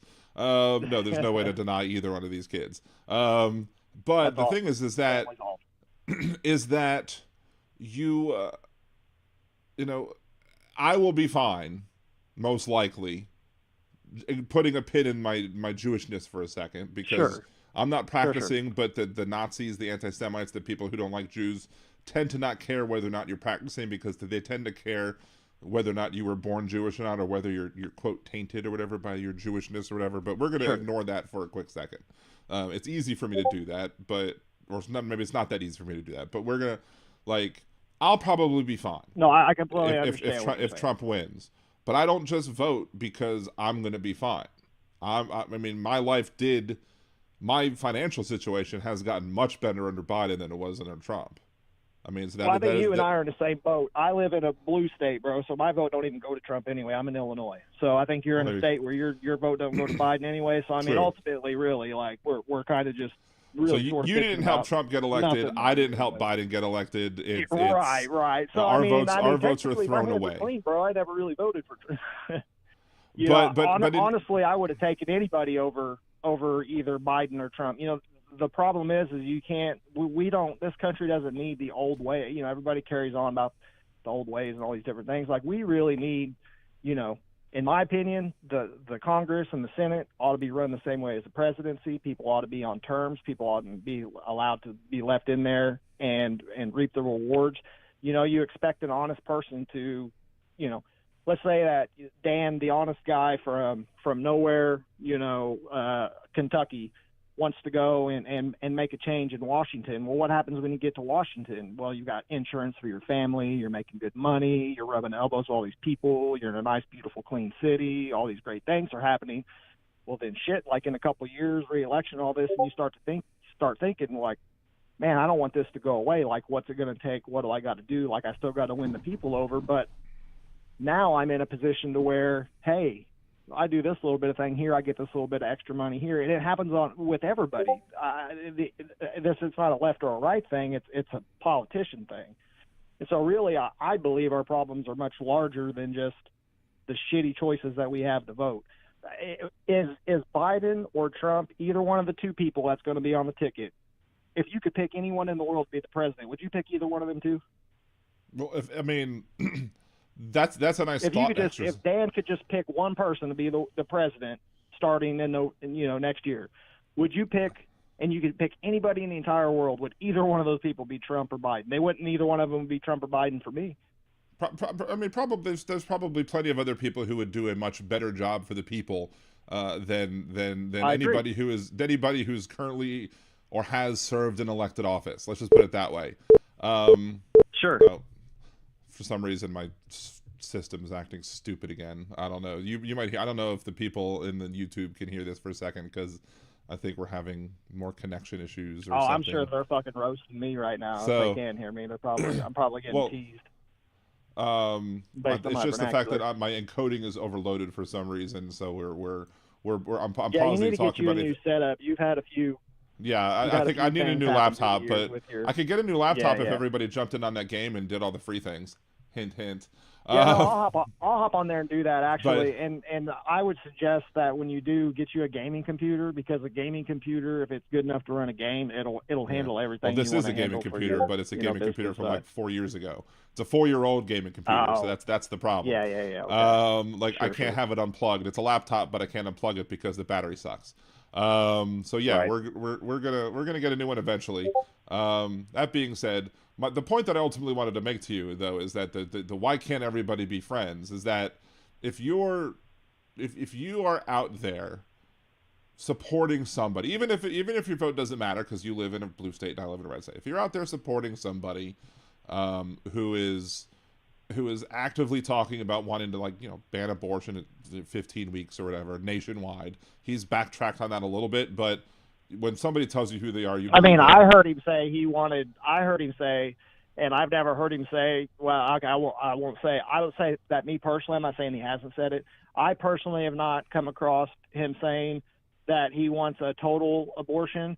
But I do agree with that. It should be left up to the states to make the decision on something like that. I somewhat agree. And listen, I'm kind of like a weird person, right? Because I'm a person that's on disability, right? So you would think that automatically, like, I'm just all in, all Democrat, right? And people actually look at me funny whenever I start to talk, and it's like, not really one or the other. I'm trying to, I do most of my legwork in my local elections and with the people around here, because the biggest way that you can enact change for yourself, your family, your community, your friends, the people you care about, is on the smaller level, right? And on the bigger level, I'm like, how the fuck have we got ourselves to the point where we're picking between these two 80-year-old people? You know what I mean? Whatever good traits or bad traits that they have, right? And now drilling down as to why, like, in all honesty, when I put them both side by side on paper, like, I don't agree with as much with. There are things that I do agree with President Biden, and I do support Biden. He's our president. I support anybody who's our president, right? Even though I didn't vote for him, I still support him. I'm not a hateful person or vindictive or anything like that. I can be. I mean, I try not to be. I strive to not be that way. But, I'm just perplexed that the people, I guess this is the way that I could say it most succinctly. Right, so if you had, in the middle of a street, you got a street, right, and on each side you've got the Democrats and you got the Republicans, right? Now let's say one person from the Republican side went over, right, and wanted to talk to the Democrats. Now Republicans, they all think that fucking Democrats are stupid, right? Well, the way I feel that a lot of Democrats think is that they just hate Republicans. Right, so a Republican can go over and talk to Democrats all they want, and they'll be welcomed back into the group, and they'll be like, well, what them idiots say to you, yada, yada, yada. You send if a person from the left walked across the street to the people on the right and started to talk to them for 15 minutes, whatever that conversation was, and they were to try to walk back over to the side of the left, they would be cascaded as a right-wing conservative, bigot, Nazi, whatever, because they went over and they talked to them. I mean, people know when I had Joe Gibson on the show, and and there were people who were complaining that I had Joe Gibson, not because they thought me having Joe Gibson on the show was making myself a conservative. They just didn't like to have to hear him. But the people who are still watching my show know what my true feelings are. So I think that perception isn't necessarily, like, I disagree with the idea that perception is reality. I think that your perception is a little bit flawed when it comes to that. But let me make this one point, because you have, to get to the whole why can't we be friends? Well, sure. I can be friends with people who disagree with me on various political issues. As long as the day is long. We can be friends. We can have a friendly conversation. We can have a chat. And I've had friends I literally am friends with people who didn't vote for me when I ran for office in 2004. So it didn't stop me from not being friends with them. And there are other people who are my friends who don't agree with me politically, but still put my signs on their yard because even though they didn't agree with me, they were Republicans, they still wanted to see me be successful. So that was that. Yeah, that absolutely. that was nice as well. But the thing is that when people see, like, Donald Trump says things like somebody rightfully brought up in the chat, and I was going to bring this up, that Donald Trump in 2016 said that not just the doctor should be punished with abortions, but that there should be punishment for the women as well. Like, Donald Trump is taking credit for the overturning of Roe v. Wade. Yeah, I mean, that's fucking stupid. That's obviously a stupid statement. I mean, and I disagree with you on that. It should be left to the states, because to me, body autonomy should be a right, and rights are not things that should be left to the votes. Rights should not be things that are left to legislatures. Rights should be protected and should be sacrosanct. Rights should be things that government shouldn't be able to touch. Like so when it comes to that, no, I don't think it should be left up to the states. But even then, like, so you have a party. No, I mean, we can agree to disagree. Like, that's okay. So let me drill it down even further. Then I think let me finish my point. Let me finish this point though, because I want to get this point out. Go ahead. Is that so you have a party that is vehemently anti-LGBTQA.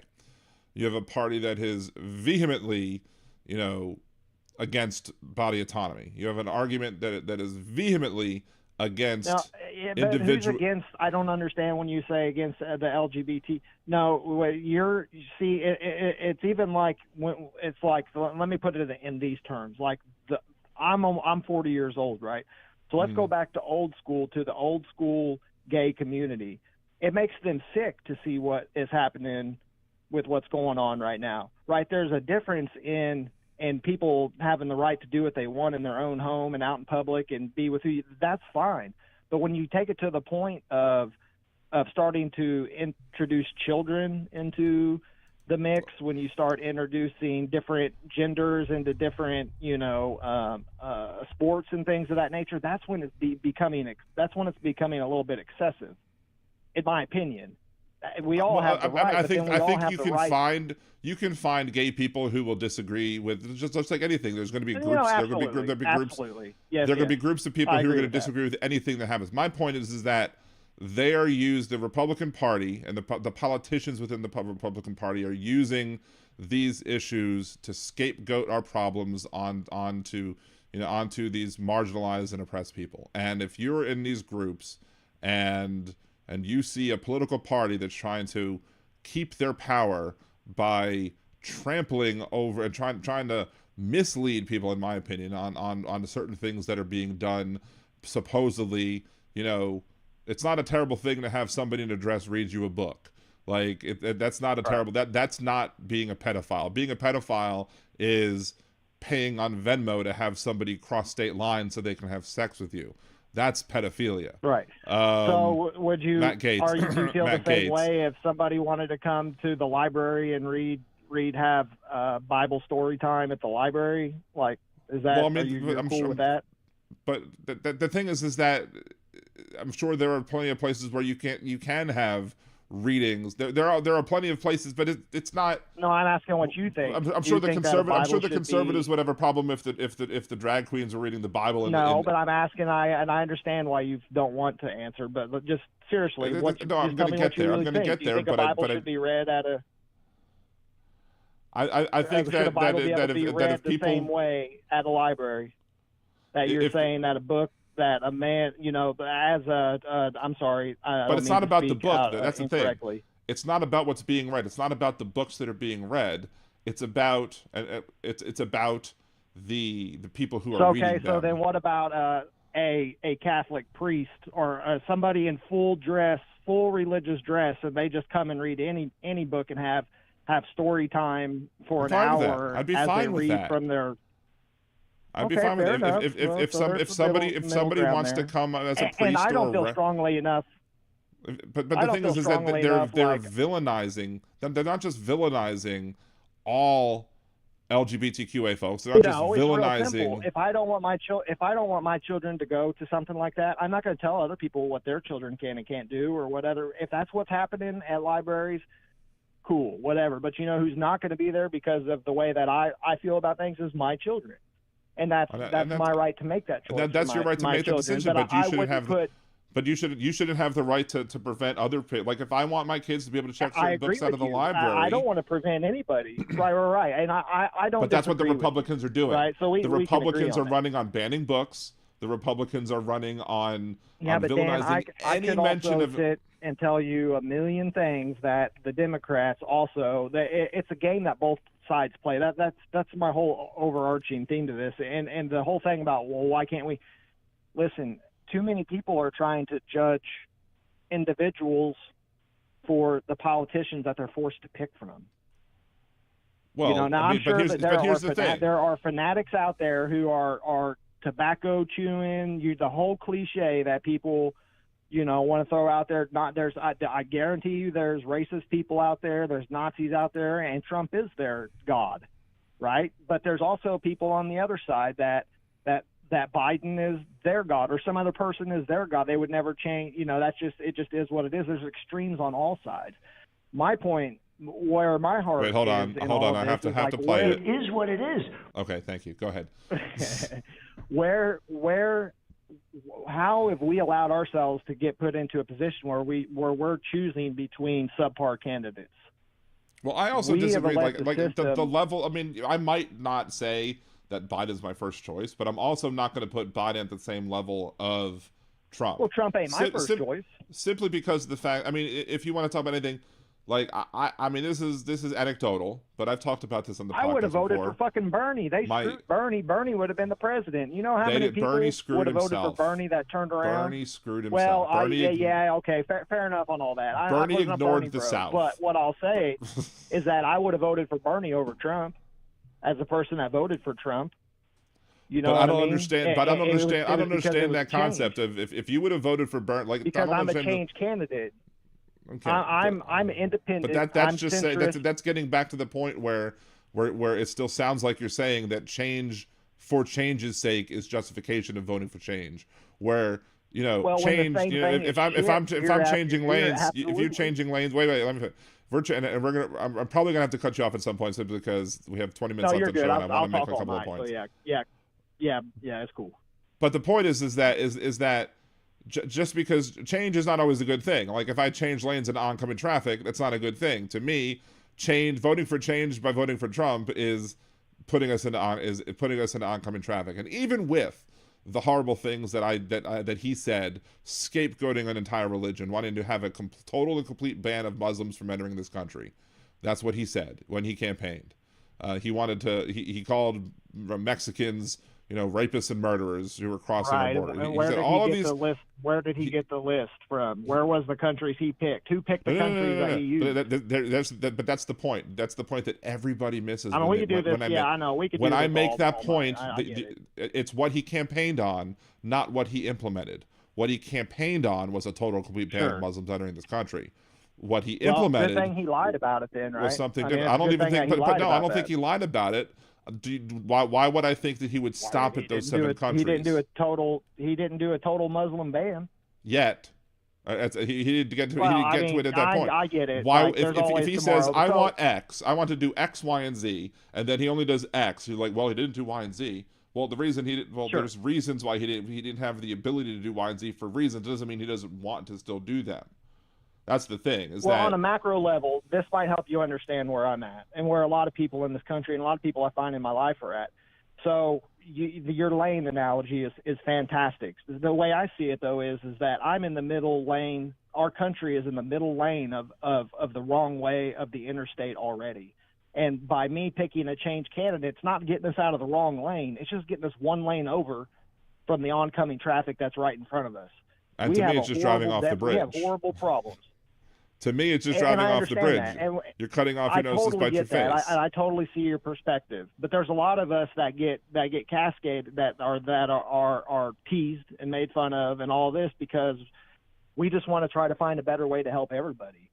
But then we get told, well, if you're not voting for this person, you're not trying to help everybody. And it's like, well, I mean, ultimately, I do want to help everybody, but I got to help the most people and do what's best for me in my circumstances and my situation in my life, which ultimately, like I said, I'm in Illinois at blue state. It don't even matter. Really, I'm just wasting my air right now because my vote will always go to a Democrat irregardless. So, I mean, ultimately, but I really just wanted to call on and give a perspective of somebody that probably sounds like, who knows? If I went back and read through chat, I've probably been teased so much. Who knows? Because that's been my experience in the chat room. The tolerant group, the people that preach tolerance the most have teased me so much to the point where, and you have, Dan, you've had to come and say, look, everybody calm down. Aquatic's actually been all right. Like, he's always been respectful. I've never called nobody names, never nothing else. But every time that I try to speak up or ask questions or do anything of that nature, I immediately have to be like, yo, I didn't call you names. Don't call me names. Like, and I have to, 3-4 different people.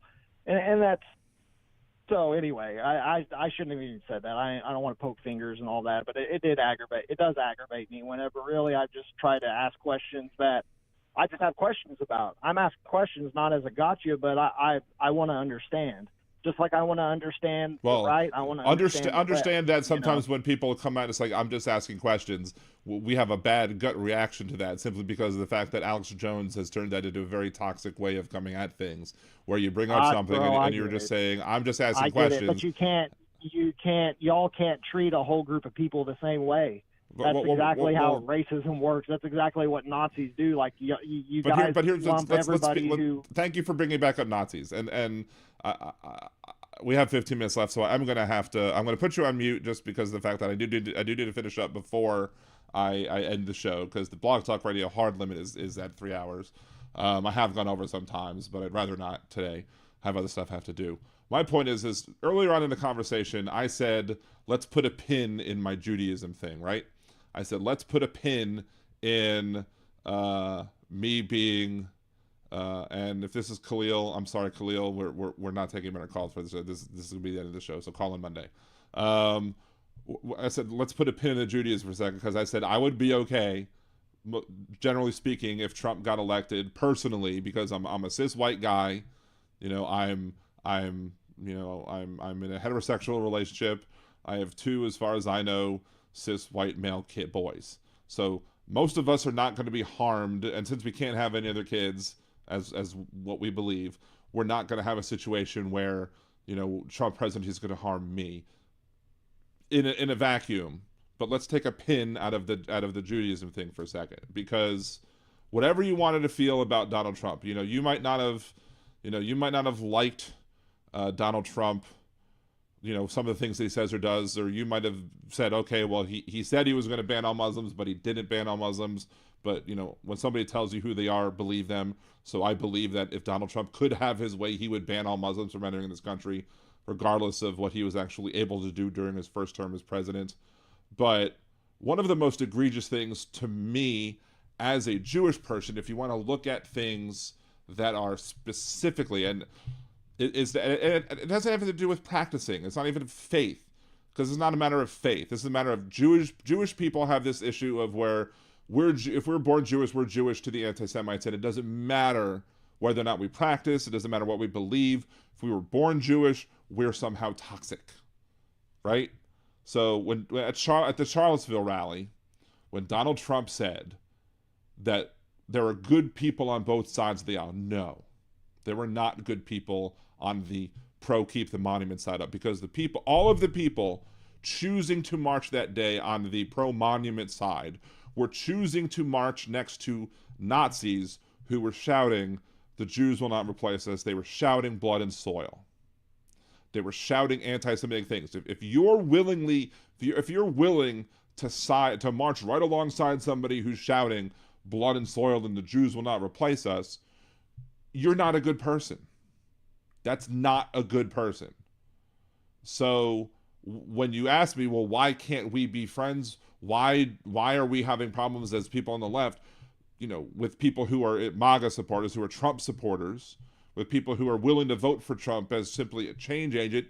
That's not change. That's literally gonna drive me off the bridge. These people want to see me dead because I was born Jewish. And if you're willing to vote for the person who says that there are good people on that side, then you're showing that you're willing to ignore the harm that causes to me, to my family, to my friends who are Jewish. I can't stress that anymore. And because Judaism has this ethno thing attached to it where you're a Jew, when you're a Jew at birth, and you can't stop being a Jew person, especially if you're anti-Semitic and you're like, oh, does it matter that you never go to synagogue? Like me, I don't go to synagogue except for, the last time I went to synagogue was for somebody else's elder bat mitzvah. But it doesn't matter that I'm not practicing. It doesn't matter that my wife's Catholic. It doesn't matter that her kids aren't practicing. It doesn't matter that because I'm half Catholic, that they're half Catholic, half Jewish, that my kids are cashews. That doesn't matter to them. All that matters to them is I'm Jewish, my wife married a Jewish person, and we have kids that are half Jewish. So they're going to hate all of us for that point. And Donald Trump made statements in support of these people. So if he's willing to pander to white supremacists and neo-Nazis and all those other folks, that's not cool. And if you're willing to vote for that, you need to understand that people are going to view that choice, because it's a choice, as you not caring about the people who are going to be harmed, literally harmed by those people. Not just called names, not just being mean to, not just saying vitriolic things in a chat room, but supporting literal people that want to see me dead. So when you say that you have no problem with voting for Trump as a change agent, people like myself are going to sit here and going to, well, how can you not have a problem with this? And you brought up your religion earlier. You brought up the faith earlier. Or you brought up Christianity. Why can't you do X, Y, and Z? Why isn't that the same thing? If you're being open-minded and tolerant towards gay people, but you're not open-minded and tolerant towards Christians. Well, I'm very personally, and I know most people who are liberals are very open-minded and tolerant towards Christians who, are not trying to use government to threaten other people. But at the end of the day, religion is a choice. You can always stop being Christian. And nobody is going to say, if you stop being a Christian one day and choose to and say I'm an atheist, nobody's going to come after you and be like, "Oh, you were really a Christian, so I'm gonna hate you now because of that." Unlike with Judaism, where if I say, "Hey, I'm not practicing Jews," okay, fine, get in the train, because you were still born Jewish, so you're still part of the problem. That's what they would tell me. That's why Christianity and Judaism is different on this whole level of things. But for people who are like LGBTQA+, if you're trans, if you're gay, if you're pan, you're bi, or whatever. I mean, I also happen to self-identify as pan. I talked about that on Nerdy Dan. We can talk about that another day or whatever. Basically, as long what is said on your birth certificate doesn't mean that I'm attracted to you or not. It's whether or not I'm attracted to you or not is the issue. So that's why I label myself pan, even though I'm in a heterosexual relationship. My point being is that LGBTQA is not a choice. LGBTQA, you are born trans. It doesn't matter that you might realize it later in life, but it's not something that you choose. It's something that's biologically a part of you. You don't choose to be gay. You're born with who you're attracted to. If you're a man attracted to men, that's your choice. If you're a man attracted to women, or that's not your choice. It's not your. I said your choice. If you're a man attracted to men, that's not your choice. If you're a woman attracted to a woman, that's not your choice. It's just that's how you're wired. And if you're somebody who is attracted to everybody, or could potentially be attracted to anybody for various reasons, like you're pan or you're bi or whatever, that's fine too. But again, you can't control who you're attracted to. I can look at somebody and be like, damn, that's an attractive person. I can't control that. So the difference here is that you're trying to equate some things that are a choice, like religion, with some things that are not a choice, like sexual orientation, gender, even race. You can't control what race you belong to, but the party that Donald Trump is a part of is trying to make it so that black people are less likely to be able to cast a valid ballot. And that's one of the reasons why Trump and his political supporters, like his other elected officials that are supporting Trump, it's one of the reasons why they want to move to complete paper ballots with hand counting. Because what happens if you have complete paper ballots with hand counting? You just take the ballots that you don't like and toss them in the trash and nobody knows. That's ultimately what they want to do. That's why you need some sort of digital trail. Like, you should have digital voting, but that's relevant to the topic. But still, they want to be able to make it so that they can control the vote, so they control the ballots, so they can keep the undesirables from voting, because the less people that vote, the better it is for Republicans.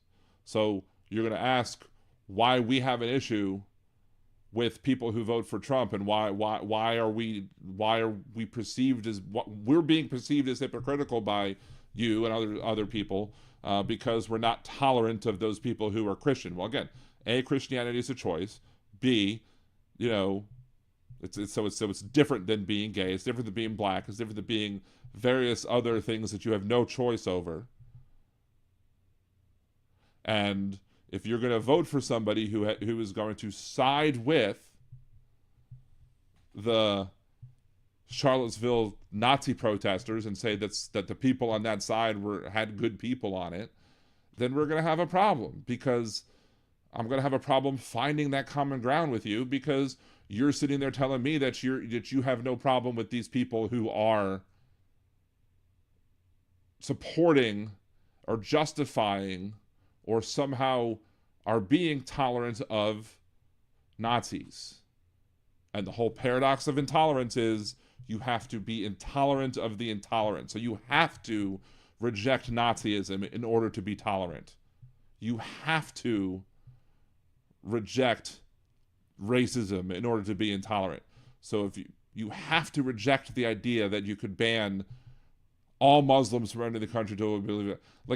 Like, just because some of the people that are doing terrorist attacks are Muslims doesn't mean we attack all Muslims. And again, Islam also is typically, at least in America, it's a choice. Other countries, your religion may not be a choice if you live in a Islamo-fascist state. So maybe it's not a choice in those countries, but in America, your religion is a choice. But you're still, but you're still going to carry that, quote, stain of being from one of the other religions that are not Christian, and they're proof in point, the Sikhs that were targeted after 9/11, the Sikhs that were targeted after other Muslim terrorist attacks. But yet we don't blame all Christians for Oklahoma City. We don't sit there and do a blanket ban of all Christians because of abortion bombs against clinics.